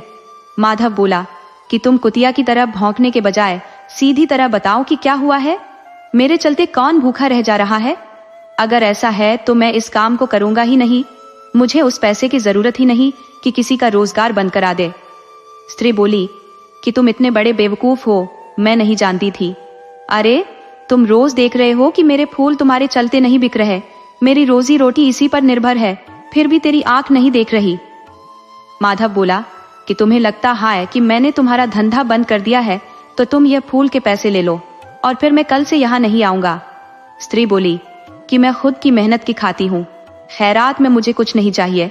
तुम अपना रोजगार मेरे लिए क्यों बंद करोगे?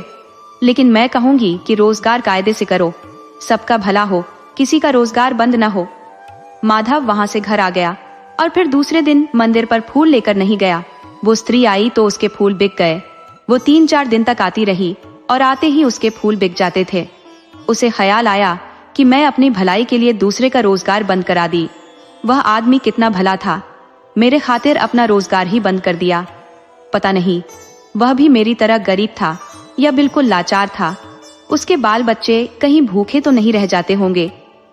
उसे अपने आप पर क्रोध आ रहा था कि मुझे किसी के पेट पर लात मारने का कोई हक नहीं था। आमतौर पर वह पुरुषों से काफी जलती थी, मगर माधव पर उसे दया आने लगी थी। वह सोच रही थी कि कहीं मिल गया तो उससे माफी मांग लेगी। इस तरह महीने गुजर गए। माधव मंदिर पर फिर दोबारा नहीं गया। उधर स्त्री की माँ बीमार हो गई तो बेटी से बोली कि बेटी पार्वती, मैं अब बूढ़ी हो चली हूँ, मेरा अब कोई भरोसा नहीं, किसी भी वक्त आंख बंद हो सकती है। तुम अपना हठ त्याग कर किसी भले इंसान का हाथ पकड़ लेना, अकेली तुम जिंदगी के रास्ते में हरदम नहीं चल पाओगी। स्त्री ने माँ को सांत्वना दी कि माँ, यदि कोई भला मिल गया तो उससे ब्याह कर लूंगी। मुझे पता चल गया है कि दुनिया में भले लोग भी रहते हैं जो दूसरे के सुख के लिए अपना सुख कुर्बान कर देते हैं।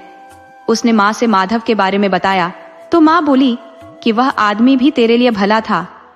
तब पार्वती बोली कि माँ, वह विवाहित भी तो हो सकता है। तब माँ बोली कि नहीं बेटी, वह विवाहित नहीं था। अगर विवाहित होता तो वह कभी अपना रोजगार बंद नहीं करता। उसे तेरी नहीं, अपनी पत्नी और बच्चे की फिक्र होती। किसी के मरने जीने से उसे मतलब नहीं होता। वह एक भला आदमी है। अगर कहीं जिंदगी में दोबारा मिल जाए तो उससे ब्याह कर लेना। बुढ़िया बेटी से बातें करते हुए ही निकल ली। बेटी पार्वती अकेली बच गई। अकेली स्त्री का घर में रहना या रोजगार करना कितना कठिन होता है, वह समझती थी। वो फूल बेचती और घर लौट जाती, लेकिन उसकी निगाहें माधव को ढूंढती रहती। उधर माधव फूल बेचने के काम को छोड़कर इधर उधर दूसरे के खेत में मजदूरी करने लगा था। एक दिन पार्वती को गांव में फूल नहीं मिला तो वह सोनपुर के जंगल के लिए निकल गई। उससे किसी लकड़हारे ने बता दिया था कि झूठे यहाँ भटकती हो, उस जंगल में अड़हुल के फूल की भरमार है। उस वन का नाम ही अड़हुल वन होना चाहिए। तो वह सोनपुर के लिए चल दी। सोनपुर उसके गांव रामापुर से 1 कोस की ही दूरी पर था। तो सुबह के वक्त निकलेगी तो वह समय से फूल लेकर मंदिर पर आ जाएगी। वह तेजी के साथ चली जा रही थी कि उसकी नजर एक आदमी पर गई जो खेत में भोर के वक्त काम कर रहा था। वह सोनपुर के सीमांत के खेत से होकर गुजर रही थी। पार्वती को लगा कि यह आदमी माधव हो सकता है। उसकी शंका गलत नहीं थी, वह माधव ही था। वह माधव के पास गई और बोली कि आप बड़े जाहिल आदमी हो। मैं 2 महीने से आपका रास्ता देख रही हूँ और आप हो कि कभी मंदिर पर आए ही नहीं। लगता है पत्नी ने कान पकड़कर खींचा है। यह आप खेत में क्या कर रहे हो?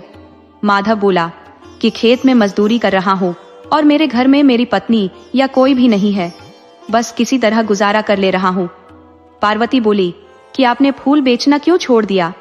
माधव बोला कि मैं किसी की रोजी रोटी नहीं बंद कर सकता था, इसीलिए अब मजदूरी कर ली। स्त्री बोली कि यह मजदूरी छोड़ो और मेरे साथ चलो, हम दोनों ही मिलकर फूल बेचेंगे। माधव बोला कि किसी स्त्री के साथ मैं फूल का व्यापार करूं, ये अच्छा नहीं होगा। पार्वती बोली कि बेवकूफ मत बनो, मेरे साथ चलो। अब इतने भी मूर्ख नहीं हो कि मेरी बात नहीं समझ रहे। माधव बोला कि नहीं, मैं सचमुच आपकी बात नहीं समझ रहा। तो स्त्री बोली कि मैं आपके घर में रहना चाहती हूँ। अब समझे कि घर में स्त्री क्यों रहना चाहती है। माधव बोला, समझ गया, लेकिन मैं एक गरीब आदमी हूँ, मैं भला आपके खर्चे कैसे उठा सकता हूँ। स्त्री बोली कि हम दोनों ही जब एक साथ काम करेंगे तो फिर सारी मुश्किलें खत्म हो जाएंगी। माधव काम छोड़कर स्त्री के साथ चल दिया। दोनों ने फूल तोड़े और मंदिर पर गए, फूल बेचा और फिर स्त्री माधव के साथ सोनपुर आ गई। वह अपने घर का सारा सामान साथ लेकर आ गई थी। दोनों ने ब्याह किया और फिर गृहस्थ जीवन शुरू कर दिया। स्त्री अब घर संभाल ली, जबकि माधव फूल बेचने का काम करने लगा। समय गुजरा तो माधव की स्थिति सुधर गई। माधव को पत्नी के साथ रहते 5 साल गुजर गए तो उसके घर एक पुत्री का जन्म हुआ। 6वें साल में एक पुत्र का जन्म हुआ तो स्त्री अब बच्चों में ही उलझ कर रह गई। अब अकेले ही माधव को रोजगार करना पड़ता।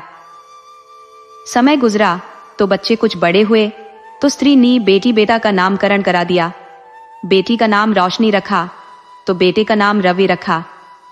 वे अब 5 साल के हो चुके थे तो स्त्री अब उन्हें घर पर छोड़कर पति की मदद के लिए चली जाती। लेकिन यह माधव को अच्छा नहीं लगता था। उसने मना कर दिया कि तुम घर पर ही रहो, बच्चे छोटे हैं, तुम उनकी रखवाली करो।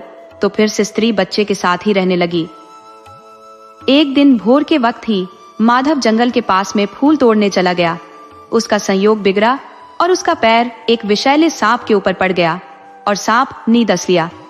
सुबह के वक्त कोई भी जंगल के आसपास नहीं था कि माधव की मदद कर सके, तो माधव वहीं गिरकर मर गया। घर में पत्नी इंतजार करती रही कि दोपहर हो गया, अभी तक वापस नहीं आए। तभी गांव के एक आदमी ने खबर दी कि माधव जंगल में मर गया है, शायद उसे किसी विषैले जीव ने काट लिया है। स्त्री के ऊपर तो जैसे पहाड़ टूट पड़ा। अब उसे अकेले ही बच्चों को संभालना था और फिर रोजगार भी करना था। समय के साथ रामापुर के मंदिर पर फूल बेचने वालों की संख्या बहुत ज्यादा हो गई थी, तो अब उतने पैसे भी नहीं मिल पाते कि दोनों वक्त का काम चल सके। तो स्त्री को दूसरे के खेत में काम भी करने पड़ गए थे। बच्चे अकेले गांव की गलियों में खेला करते। इस तरह दिन गुजरने लगा। अब बच्चे बड़े हो चुके थे। रोशनी और रवि माँ की मदद करने लगे थे। स्त्री नहीं चाहती थी कि मेरे बच्चे किसी के यहाँ मजदूरी करें, खासकर बेटी को तो वह किसी के घर भेजना ही नहीं चाहती थी। तो उसने अपना नया रोजगार तलाश लिया। अब वह लकड़ी काट कर पास के बाजार में बेचती। उससे उसे कोई बहुत ज्यादा पैसा तो नहीं मिल पाता, लेकिन उतना तो मिल ही जाता कि तीनों का पेट भर सके। तो उनकी जिंदगी गुजरने लगी। स्त्री को बेटी की भी चिंता सता रही थी कि किसी तरह बेटी का ब्याह कर दूं, लेकिन उसके चाहने से आय नहीं बढ़ने वाली थी। उसे समझ में ही नहीं आ रहा था कि क्या करूं। वो रोज बेटा बेटी को लेकर जंगल में चली जाती। एक दिन तीनों जंगल में गए थे कि रोशनी ने देख लिया कि एक आम के पेड़ पर बहुत ऊंचाई पर पका हुआ आम लटका है। तो भाई से बोली कि रवि, उसे तोड़ ला। माँ ने दोनों को मना किया कि नहीं, पेड़ पर मत चढ़ना, आम बहुत ऊंचाई पर है और पतली टहनी पर है, तुम लोग ढीला फेंक कर उसे नीचे गिरा दो। तब रोशनी बोली कि आम बिल्कुल पक चुका है, ऊपर से गिरते ही फट कर खराब हो जाएगा, मैं इसे तोड़ लाती हूँ। माँ मना करती रही, लेकिन रोशनी नहीं मानी और पेड़ पर चढ़ गई। वो पतली टहनी के पास जाकर आम को तोड़ भी ली, लेकिन उसके हाथ से आम छूट गया। वह उसे पकड़ लेने की कोशिश की तो संतुलन बिगड़ गया और वह जमीन पर गिर पड़ी। उसके सिर में काफी चोट लग गई। वो बेहोश हो गई। संयोग था कि सिर फटा नहीं था। माँ ने पानी छिड़क कर बेटी को होश में लाई, लेकिन रोशनी कुछ देख नहीं पा रही थी। वो माँ से बोली कि माँ, मुझे कुछ दिख क्यों नहीं रहा, क्या भयानक रात हो गई है? माँ बोली कि नहीं बेटी, रात नहीं हुई है, अभी तो तुम दिन के उजाले में ही हो, लेकिन तुझे दिखता क्यों नहीं? रवि बोला कि माँ, लगता है दीदी की आंखों की रोशनी चली गई है, हमें तुरंत इसे वैद्य को दिखाना चाहिए। माँ बेटा रोशनी को सहारा देकर घर लाए तथा रामापुर से वैद्य को बुलाकर रोशनी को दिखाए। वैद्य ने दवा दी और बोला कि 1 सप्ताह की दवा है, इसे समय से देते रहना, भगवान की कृपा हुई तो ठीक हो जाएगी, वरना 1 सप्ताह में ठीक नहीं हुई तो फिर कभी ठीक नहीं हो पाएगी। इसके सिर में गंभीर चोट लगने से आंखों की रोशनी गई है। 1 सप्ताह तक ठीक होने का मौका बनता है। वैद्य चला गया। माँ उसे समय से दवा देती रही, फिर भी उसकी आंखों की रोशनी नहीं आई। दोबारा माँ वैद्य के पास गई तो वैद्य ने साफ मना कर दिया कि अब कोई कुछ नहीं कर सकता, तुम व्यर्थ में पैसा मत बर्बाद करो। हालांकि माँ तो माँ थी, उसे वैद्य की बातों पर विश्वास नहीं हुआ तो कई वैद्यों के पास गई, लेकिन सबने हाथ खड़े कर दिए। तब स्त्री को विश्वास हो गया कि अब बेटी की आंखें कभी ठीक नहीं हो पाएंगी। वह घर लौट आई। उसका जीवन दुखों से भरा था। भरी जवानी में पहला पति उसे पहली रात में ही बिना मिले छोड़कर भाग गया था। दूसरा उसके मनमाफिक मिल गया, लेकिन भगवान ने उसे छीन लिया। जवानी की दहलीज पर बेटी की आंखें चली गईं। अब उसे कौन ब्याह करेगा? अंधी का कौन सहारा बनेगा? या तो अच्छी भली का भी कोई साथ नहीं देता, तो इस अंधी को कौन ब्याह कर ले जाएगा? वह बेटी की चिंता में बहुत परेशान रहने लगी। उसने बेटे से बोली कि बेटा रवि, इस जिंदगी का कोई ठिकाना नहीं, मेरा कोई भरोसा नहीं कि कब तक जी पाऊंगी, लेकिन तुम पर मुझे पूरा भरोसा है। तुम बहन का साथ कभी मत छोड़ना। रवि ने भी आश्वासन दिया कि माँ, मैं जीते जी बहन को कोई तकलीफ नहीं होने दूंगा, तू इसकी जरा भी चिंता मत कर। और फिर तुम कोई मरने थोड़े ही जा रही हो, तुम देखती रहना, मैं बहन को अनुभव ही नहीं होने दूंगा कि कष्ट भी कुछ होता है। बेटा भले ही माँ को सांत्वना दे रहा था, लेकिन माँ का दिल था वो बेटी के लिए चिंतित थी। माँ बेटी की चिंता में खाना पीना भूल गई। उसकी आंखों की नींद गायब हो गई। कुछ दिन में ही वह कमजोर हो गई। पहले रोशनी देख पाती थी तो माँ का बहुत ख्याल रखती थी, उसे 3 वक्त भोजन खिलाकर मानती थी। अब तो सिर्फ माँ से कह सकती थी, उसे देख कुछ नहीं सकती थी। वो देख भी नहीं सकती थी कि अब माँ कैसी है, खाई है या बिना खाए सो गई है। माँ दिन प्रतिदिन कमजोर होती गई और एक दिन बीमार पड़ गई। अकेले काम करते हुए रवि बहुत थक जाता था। माँ जब बीमार पड़ी तो वह बहुत चिंतित हुआ। उसके लिए दवा लाया। वह चाहता था कि माँ की सेवा करूं कि जल्दी ठीक हो जाए, लेकिन उसे फुर्सत कहाँ थी। घर बैठ जाता तो उसके घर के खर्चे कैसे चलते? उसके पिता ने कोई जागीर नहीं छोड़ी थी, विरासत में मजदूरी मिली थी, तो वह कठिन परिश्रम कर परिवार चलाने लगा था। माँ पर ध्यान नहीं देने से उसकी सेहत गिरती गई। उसे लगा कि अब नहीं बच पाएगी, तो बेटे रवि को बुलाकर आखिरी बार कही कि बेटा, लगता है मैं नहीं बच पाऊंगी, तुम मेरे जाने के बाद भी रोशनी का ख्याल रखना। माँ इतना कहने के बाद दुनिया छोड़ दी तो रवि ने भी ठान लिया कि बहन को जिंदगी में कोई कष्ट नहीं होने देगा। वो बड़ी मेहनत करता और बहन के लिए अच्छा खाने का प्रबंध करता। उसके लिए कभी अच्छे वस्त्र तो कभी अच्छी मिठाई लाता। रोशनी अपने भाई पर बहुत खुश रहती। वह भगवान का शुक्र मनाती कि मुझे ऐसा प्यारा भाई मिला है। इस तरह दोनों को साथ रहते 4 साल गुजर गए। वो रोज जंगल में लकड़ी काटने जाता और उसे बेच देता, फिर घर चला आता। एक दिन उसने देखा कि एक लड़की भी जंगल में अकेले लकड़ी काटने आती है और अकेले ही उसे ले जाकर बाजार में बेचती है। रवि का लड़की की तरफ आकर्षण बढ़ा तो एक दिन पूछ लिया कि तुम अकेली ही जंगल में क्यों आती हो? तुम्हें अपने माँ बाप भाई के साथ आना चाहिए। लड़की बोली कि जब मेरा कोई हो तब तो साथ लाऊं, और मेरा कोई होता तो फिर जंगल में मैं क्यों लकड़ी काटने आती? ये सब मजबूरी और विवशता का खेल है। रवि बोला कि मैं तेरे साथ हूं, तुम अपने को अकेली मत समझो। वो लड़की के साथ ही रोज बाजार जाता।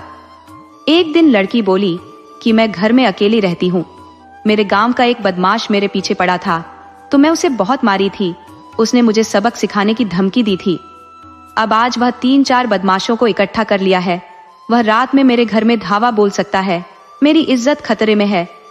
गांव वाले उस गुंडे से डरते हैं। वो कुछ भी होते हुए आंखों के सामने देख सकते हैं, पर जुबान नहीं खोलेंगे। मुझे समझ नहीं आ रहा क्या करूं। रवि बोला कि तुम खतरा मोल लेने घर जाओगे ही क्यों? मैं सोचता हूं तेरी सारी परेशानी खत्म कर दूं। तुम मुझसे ब्याह कर लो, फिर कोई गुंडा मवाली तुम्हारी तरफ देखेगा ही नहीं। लड़की बोली कि यही हमारे लिए अच्छा रहेगा। वह रवि के साथ उसके घर आ गई। रवि ने उससे अपनी बहन के बारे में बताया तो उसकी बात भी बहन से बताई कि यह लाचार लड़की है, तुम अनुमति दो तो मैं इससे ब्याह कर लूं। बहन बोली कि रवि, तुमने बहुत अच्छा सोचा है, तुम एक बेसहारा को सहारा दोगे, ये बहुत अच्छी बात है। और फिर मैं घर में अकेले पड़े पड़े ऊब जाती हूँ। मुझसे कोई बात करने वाला नहीं रहता। ये मेरी भाभी ही नहीं, मेरा सहारा बन जाएगी। तुम शौक से आज ही उससे ब्याह कर लो। बहन ने जब हामी भर दी तो दोनों ने ब्याह कर लिया।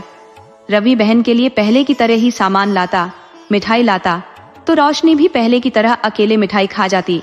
बाद में अफसोस करती कि भाभी, मैंने तुझे नहीं दिया, माफ करो, मुझसे गलती हो गई। 2-4 दिन तक तो रवि की पत्नी को बुरा नहीं लगा, लेकिन जब देख ली कि यह अंधी स्वार्थी है, अपने खा लेती है, फिर बाद में अफसोस करती है, यानी यह जानबूझकर करती है।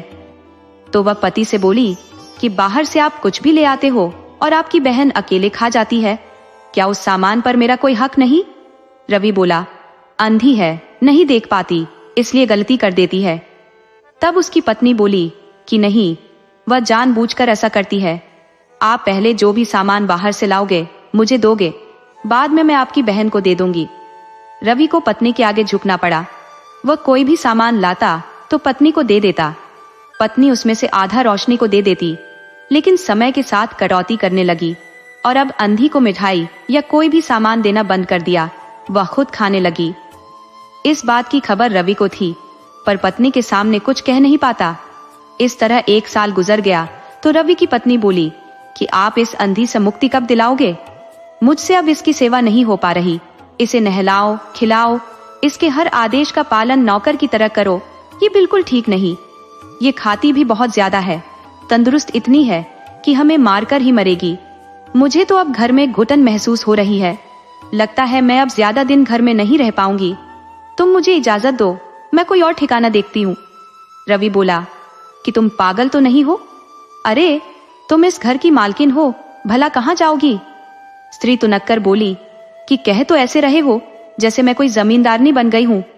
अरे भीख के कटोरे पर मालिकाना कैसा? कहीं कमाना है, खाना है और जिंदगी गुजार देना है।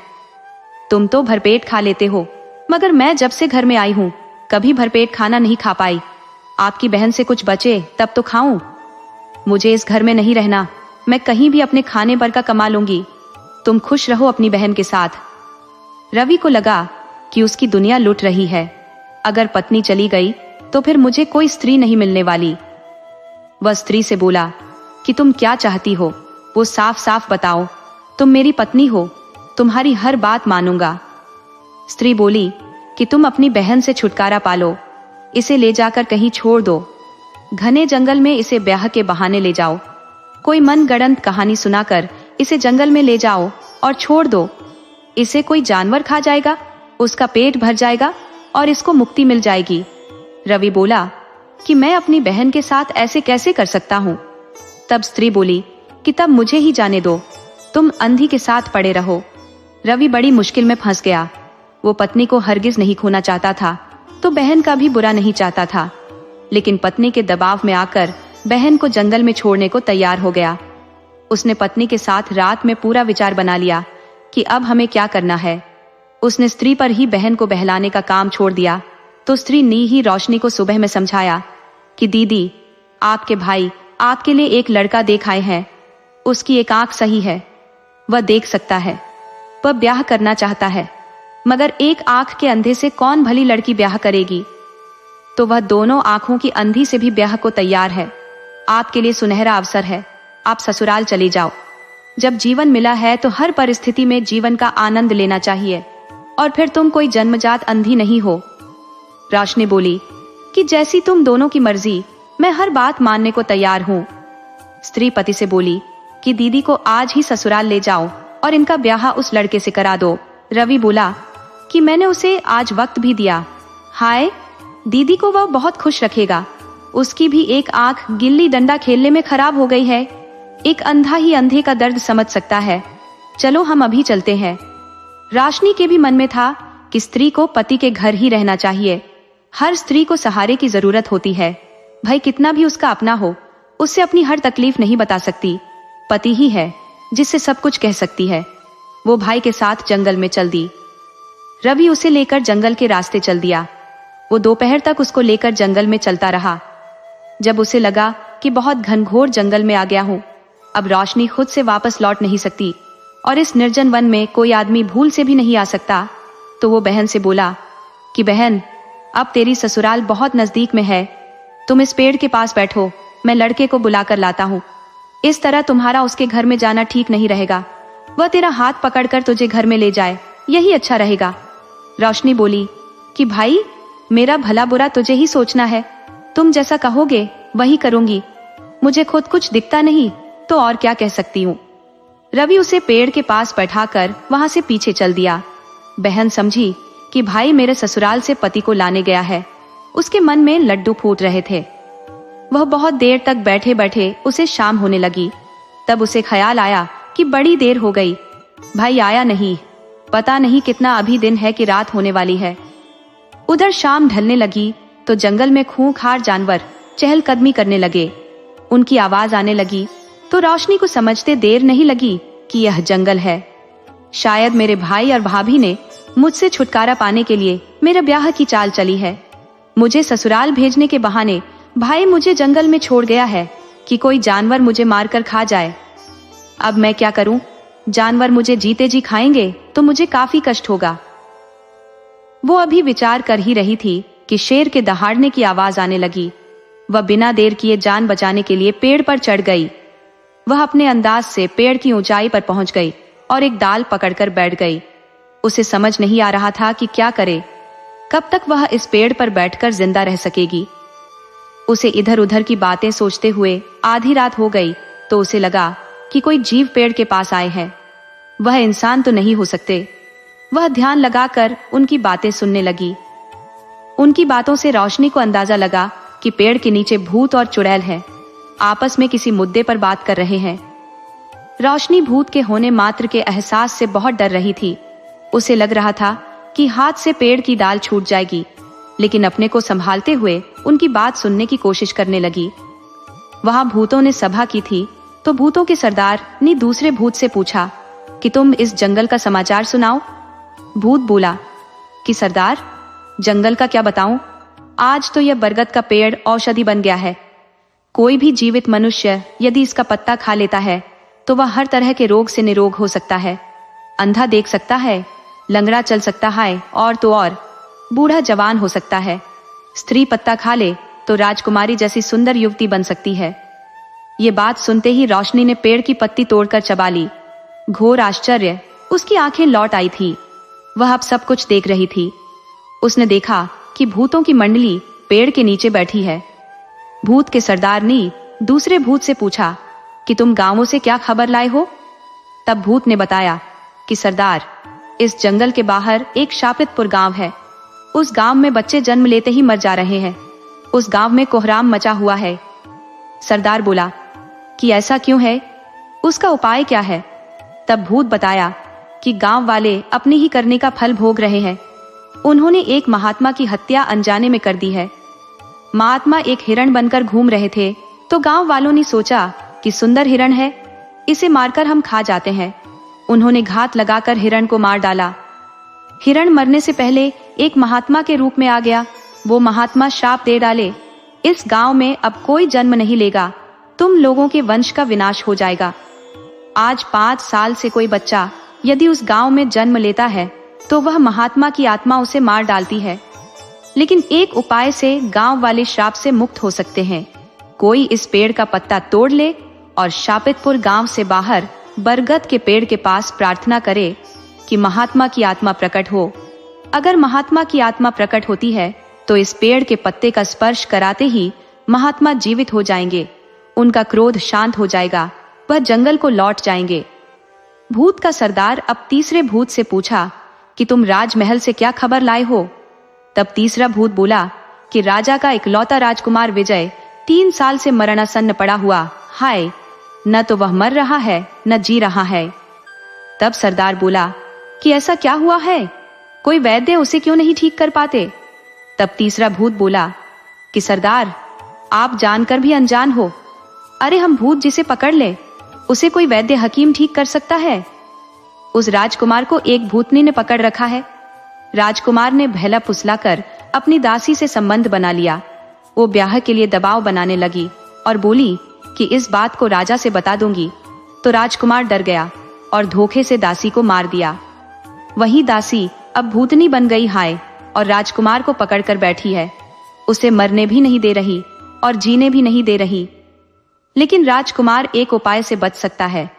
कोई इस पेड़ का एक पत्ता राजकुमार के मुंह में डाल दे तो भूतनी को मुक्ति मिल जाएगी। राजकुमार उसी वक्त ठीक हो जाएगा। भूत बड़ी देर तक बातें करते रहे। जब भोर हुई तो भूत एक एक कर गायब हो गए। धीरे धीरे सुबह हुई तो जंगल से जानवरों की आवाजें आनी बंद हो गई। जंगल का शोर शांत हो गया। रोशनी ने देखा कि अब सुबह की पहली किरण निकल आई है। उसने 5 साल बाद सूर्य की किरण देखी थी। वो बहुत खुश हुई। वो बहुत उत्साह के साथ पेड़ से कुछ पत्ते तोड़ ली और पेड़ से उतरकर शापितपुर गांव की तरफ चल दी। उसे अब जीवन जीने की आस जग गई थी। वह अपने भाई रवि और भाभी को भूल चुकी थी। उन्हें तो देखना भी नहीं चाहती थी।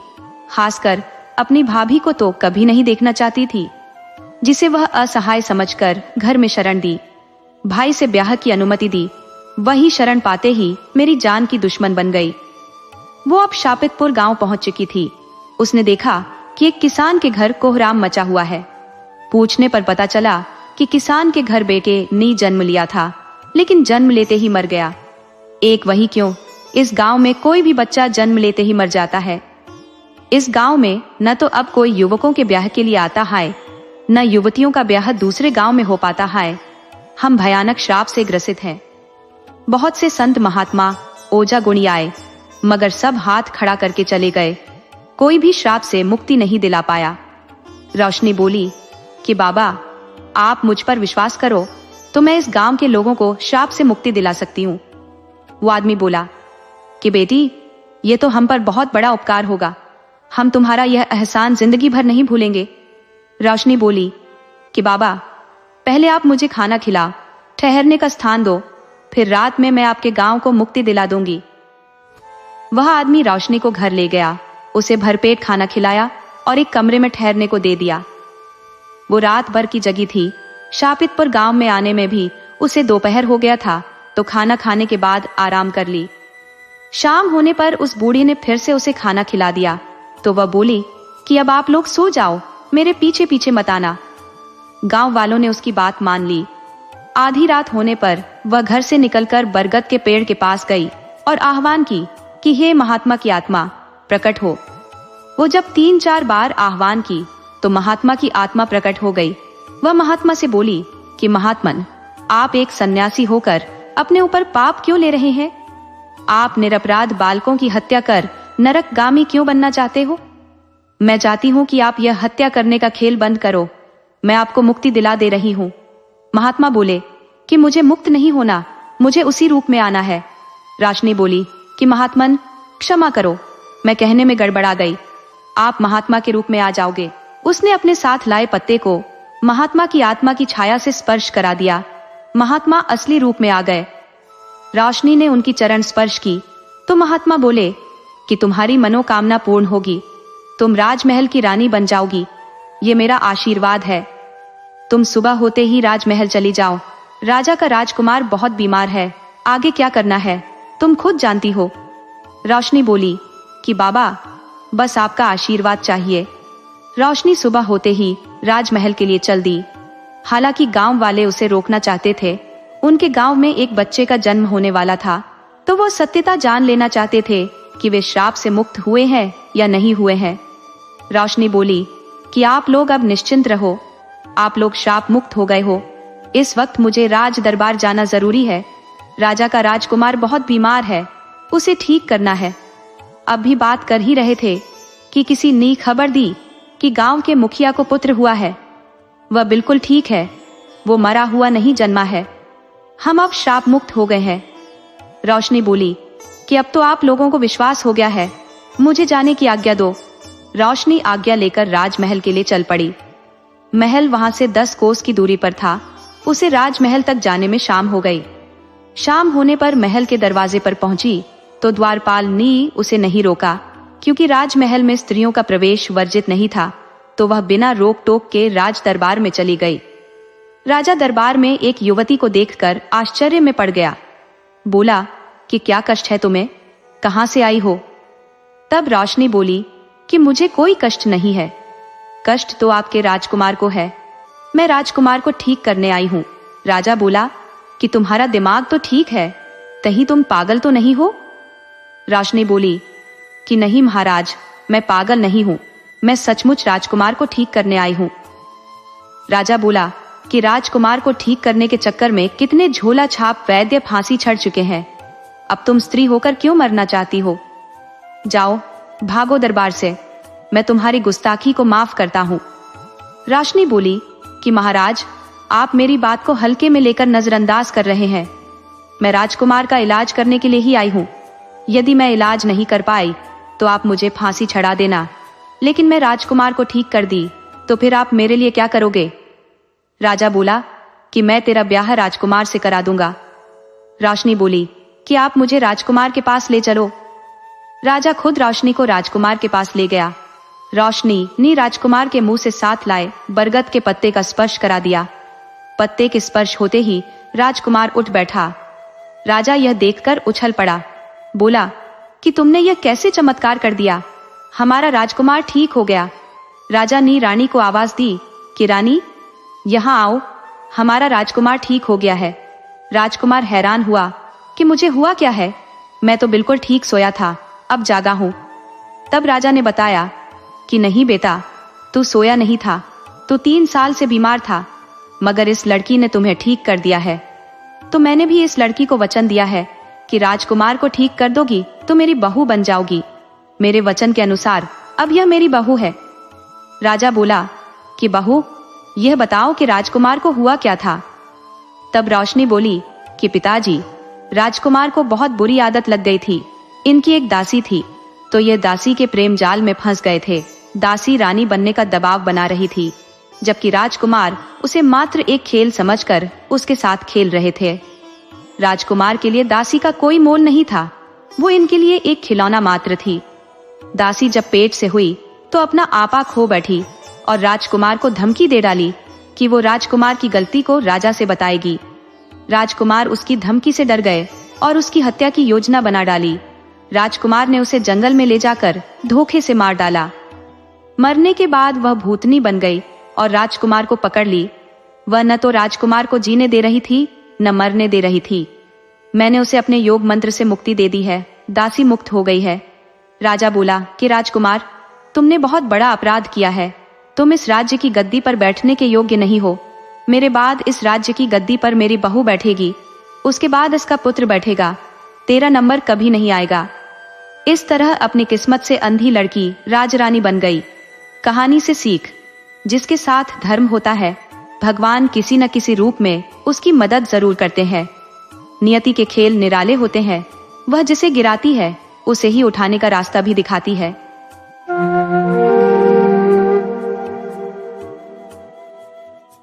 नैनपुर नाम के एक गांव में अमोर नाम का एक किसान रहता था। अमोर बहुत ही मेहनती और दयालु स्वभाव का आदमी था। गांव में जब भी किसी आदमी को सहायता की जरूरत होती तो अमोर उसकी सहायता करने में कभी पीछे नहीं हटता था। गांव के लोग भी अमोर की बहुत इज्जत करते थे। उसके परिवार में उसकी पत्नी और एक बेटा था, जो अभी सिर्फ 8 साल का ही था। अमोर अपने खेतों में कड़ी मेहनत करता, जिसके कारण उसके खेतों में अच्छी फसल हो जाती थी। अमोर जिस गांव में रहता था, उसके पड़ोस में एक कसाई भी रहता था, जो मुर्गियों का मांस बेचता था। उस कसाई में एक बुरी आदत यह थी कि वह मांस बेचने के लिए मुर्गियों को खरीद कर नहीं लाता था, बल्कि गांव के लोगों के घर से ही चोरी कर लेता था। इस तरह से उसका खर्चा बच जाता और कसाई को ज्यादा मुनाफा होता था। एक दिन की बात है, कसाई किसी के घर से मुर्गी चुराकर उसे पोटली में बांधकर ला रहा था कि तभी रास्ते में उसे अमोर मिल गया। अमोर उस कसाई से पूछने लगा, क्यों भाई, आज तुम यह मुर्गियां कहां से खरीद कर लाए हो? कसाई अमोर को बहुत अच्छी तरह से जानता था। उसे इस बात का विश्वास था कि अमोर उसका राज कभी नहीं खोलेगा, इसलिए कसाई ने सच बात अमोर को बता दी कि मैं यह मुर्गियां खरीद कर नहीं लाया हूँ, बल्कि यह मुर्गियां मैं किसी के घर से चोरी करके लाया हूँ। अमोर ने जब यह सुना तो वह हैरान रह गया। वह कसाई को समझाते हुए कहने लगा, अरे भाई, तुम ऐसा मत किया करो, चोरी करना तो एक अपराध है और ऐसा करके कभी तुम अमीर नहीं हो पाओगे।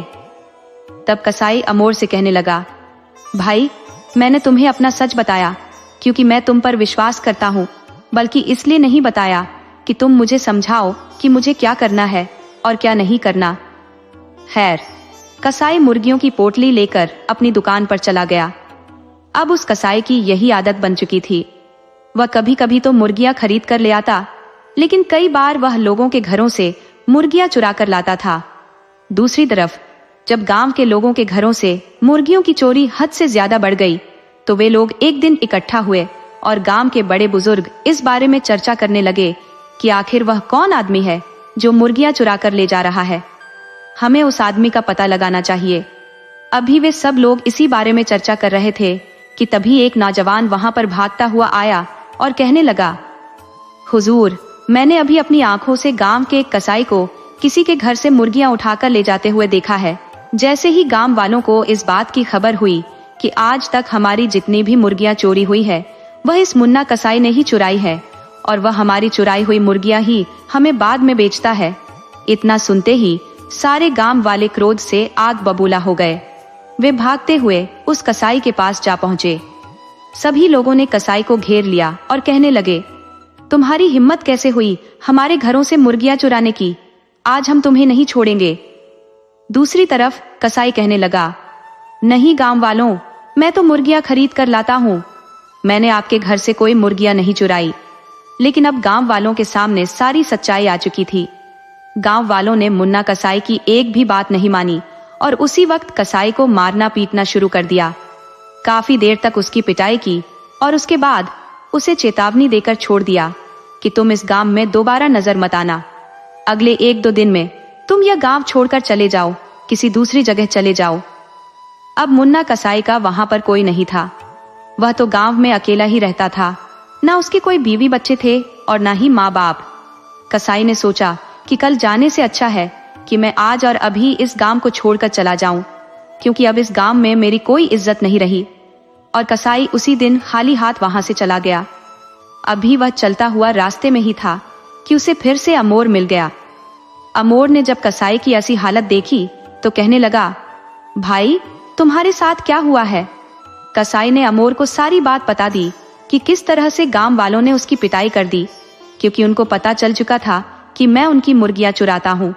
अमोर कसाई से कहने लगा, देखो भाई, मैं तो तुम्हें पहले से ही यही बात समझा रहा था कि चोरी करना अच्छी बात नहीं है, इसे छोड़ दो। कसाई ने कहा, अब मुझे समझाने का कोई फायदा नहीं है। जो होना था वह तो हो चुका है। अगर तुमसे हो सकता है तो मेरी सहायता कर दो। अमोर एक रहमदिल और शरीफ आदमी था। वह दूसरों की सहायता करने के लिए अक्सर तैयार रहता था। वह कहने लगा, अच्छा बताओ तुम्हें क्या चाहिए? मैं तुम्हारी सहायता किस तरह से कर सकता हूँ? कसाई ने कहा, पिछली बार अपनी फसल में से तुम्हें जो मुनाफा हुआ था वह तुम मुझे दे दो। अमोर ने कहा, अरे भाई, मुनाफे की रकम मैं तुम्हें कैसे दे सकता हूँ? उस मुनाफे की रकम में से तो बड़ी मुश्किल से मुझे सिर्फ 10 अशर्फियां ही मिली है। मुझे तो अभी उन 10 अशर्फियों की जरूरत है, क्योंकि अभी मैंने अगली फसल की तैयारी भी करनी है और उस पर भी तो खर्च आएगा। कसाई कहने लगा, भाई तुम ऐसा करो, मुझे अपनी 10 सोने की अशर्फियां उधार के तौर पर दे दो। मैं वादा करता हूँ कि 1 महीने के अंदर अंदर तुम्हें 10 सोने की अशर्फियां वापस लौटा दूंगा। मैं तुम्हारी 10 अशर्फियां लेकर राज्य की राजधानी जाऊंगा। वह एक बड़ा नगर है, वहां पर कोई व्यापार शुरू करूंगा। तुम्हारी 10 सोने की अशर्फियां महीना पूरा होने से पहले ही तुम्हें वापस कर दूंगा, क्योंकि अभी तुम्हें भी फसल उगाने में 1 महीने का समय लगेगा। इस तरह से ये अशर्फियां तुम्हारे भी काम आ जाएंगी और मेरे भी काम आ जाएंगी। नेक दिल अमोर उस कसाई की बातों में आ गया और उसने अपने मुनाफे की रकम यानी 10 सोने की अशर्फियां उस कसाई को दे दी। वह कसाई 10 अशर्फियां लेकर राज्य की राजधानी में आ गया। दूसरी तरफ जब अमोर की पत्नी को इस बात की खबर हुई कि अमोर ने अपने सारे मुनाफे की रकम किसी को दे दी है, तो वह अपने पति पर बिगड़ने लगी। अमोर उसे दिलासा देते हुए कहने लगा, भाग्यवान, वह कसाई मेरा दोस्त है। वह 1 महीने से पहले ही मेरी रकम मुझे वापस कर देगा और इस तरह से हमारी फसल भी लग जाएगी। दिन गुजरते गए और देखते ही देखते 1 महीना भी गुजर गया, लेकिन उस कसाई का कहीं पर भी कोई नामो निशान नहीं था। किसान ने फसल तो लगा दी थी, लेकिन उसे खाद और पानी देने के लिए उसके पास अब पैसे नहीं बचे थे। उसकी फसल अब खराब होने लगी थी। एक दिन परेशानी की हालत में अमोर अपने घर के सामने बैठा था कि उसी वक्त एक आदमी वहां से गुजर रहा था, जो कुछ ढंडोरा पीट रहा था और यह घोषणा कर रहा था कि हमारे राज्य के महाराज की 1000 सोने की अशर्फियां गुम हो गई हैं या किसी ने चोरी कर ली है। अगर कोई भी आदमी 1000 अशर्फियां महाराज को ढूंढकर लौटा देगा या चोर के बारे में कुछ बताएगा तो उसे 300 अशर्फियां इनाम के रूप में दी जाएंगी। अमोर बेचारा पहले से ही बहुत परेशान था। उसने सोचा कि यह एक अच्छा मौका है, हो सकता है मेरी किस्मत खुल जाए और यह 300 इनाम की अशर्फियां मुझे मिल जाएं। बस फिर क्या था, उसने अपना कुछ सामान बांधा और महाराज के महल की तरफ निकल पड़ा। जब वह राजधानी में पहुंचा तो उसने देखा कि वही कसाई नगर के बाजार में बहुत अच्छे कपड़े पहने हुए घूम रहा था। अमोर दौड़ा दौड़ा कसाई के पास गया और उससे कहने लगा, भाई, मेरी 10 सोने की अशर्फियां तुमने अभी तक नहीं लौटाई। मैं कब से तुम्हारा इंतजार कर रहा था, लेकिन तुम वापस नहीं आए। अब तुम अपना वादा पूरा करो और मुझे 10 सोने की अशर्फियां दो, ताकि मैं अपनी फसल ठीक से लगा सकूं। वह कसाई, जो उस समय बाजार में बहुत अच्छे वस्त्र पहना हुआ था, वह अमोर पर भड़क उठा और गुस्से में कहने लगा, अरे तुम गरीब लोग जहां भी मिलते हो बस पैसे मांगना शुरू कर देते हो। मैं तुम्हें नहीं जानता कि तुम कौन हो। चलो अपना रास्ता नापो। अमोर बेचारा इस बड़े नगर में किसी को भी नहीं जानता था। वह हर किसी से अनजान था, इसलिए वह और भी ज्यादा परेशान हो गया। इसके बाद अमोर महाराज के दरबार में पहुंचा और महाराज से कहने लगा, मैं अपने गांव से आपके दरबार तक आपकी 1000 सोने की अशर्फियां तलाश करने के लिए आया हूं। अगर आप मुझे 2 दिन का समय दे तो मैं 2 दिनों के अंदर अंदर आपको अशर्फियां ढूंढ कर दे दूंगा। महाराज ने कहा, ठीक है, 2 दिनों के अंदर अंदर अगर तुम अशर्फियां ढूंढ दो या चोर के बारे में बता दो तो मैं तुम्हें इनाम के तौर पर 300 अशर्फियां दूंगा। अभी यह बातें चल ही रही थी कि उसी समय वह कसाई इसी राजा के दरबार में आ गया। राजा ने कसाई की तरफ इशारा करते हुए अमोर से कहा, देखो, ये मेरा खजांची है। ये बहुत ही ईमानदार और सच्चा आदमी है। आज से लगभग 1 महीने पहले ये मेरे पास आया था और मुझसे कहने लगा कि महाराज, मुझे रास्ते में किसी की 10 सोने की अशर्फियां बड़ी मिली है। आप ऐसा करें कि इसके मालिक की तलाश करके उसे यह अशर्फियां वापस लौटा दे। मैंने जब इसकी ईमानदारी और शराफत देखी तो इसको अपना खजांची नियुक्त कर दिया। अमोर की समझ में अब सारी बात आ चुकी थी कि वह 10 अशर्फियां जो कसाई ने राजा के पास रखी थी वह किसकी थी, और उसकी समझ में यह भी आ चुका था कि हो ना हो खजाने में से 1000 सोने की अशर्फियां भी इसी कसाई ने चुराई है, क्योंकि चोरी करना इसकी पुरानी आदत है। बातचीत खत्म होने के बाद वह दरबार से लौट आया। शाम होने पर वह सीधा नगर में बने हुए कसाई के घर पर पहुंचा और उससे कहने लगा, अगर तुम मेरी बात नहीं मानोगे तो मैं महाराज के सामने तुम्हारी सारी सच्चाई बता दूंगा, और उसके बाद महाराज तुम्हारी जो भी हालत करेंगे वह तुम अच्छी तरह से जानते हो। अमोर की बात सुनकर कसाई डर गया और कहने लगा, अरे भाई, तुम चाहते क्या हो? अमोर ने कहा, तुम ऐसा करो, महाराज की चुराई हुई 1000 अशर्फियां तुम मुझे वापस लौटा दो। मैं अपने गांव चला जाऊंगा और किसी से कुछ भी नहीं बताऊंगा। दूसरी तरफ कसाई परेशान हो गया और कहने लगा, देखो भाई, इतना लालच करना अच्छा नहीं है। तुम ऐसा करो कि आधी अशर्फियां तुम ले लो और आधी मैं रख लेता हूँ। लेकिन अमोर ने कहा, नहीं भाई, अगर तुम सारी अशर्फियां मुझे नहीं दे सकते तो ठीक है, मैं कल दरबार में महाराज को तुम्हारी सारी सच्चाई बता दूंगा।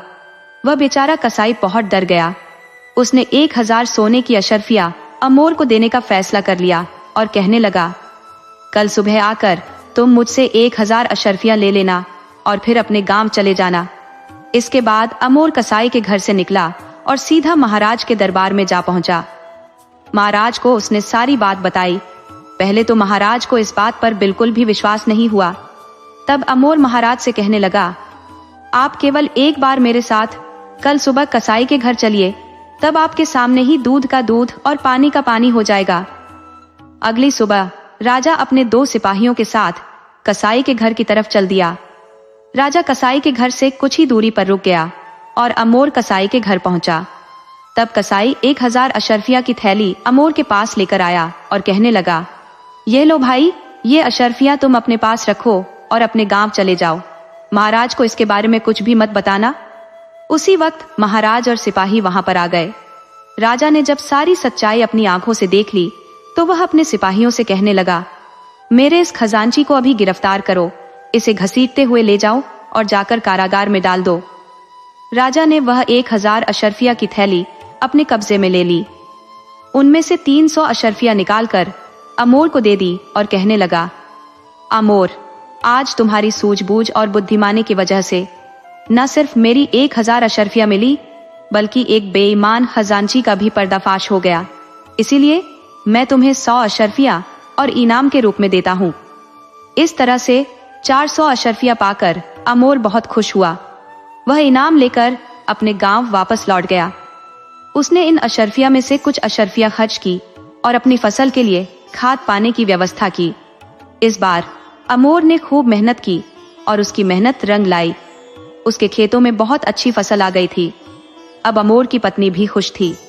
इस तरह से अमोर ने अपनी सच्चाई और ईमानदारी के बल पर एक बेईमान आदमी को अच्छा सबक सिखा दिया था। अब अमोर एक बहुत ही सुकून भरा जीवन बिताने लगा।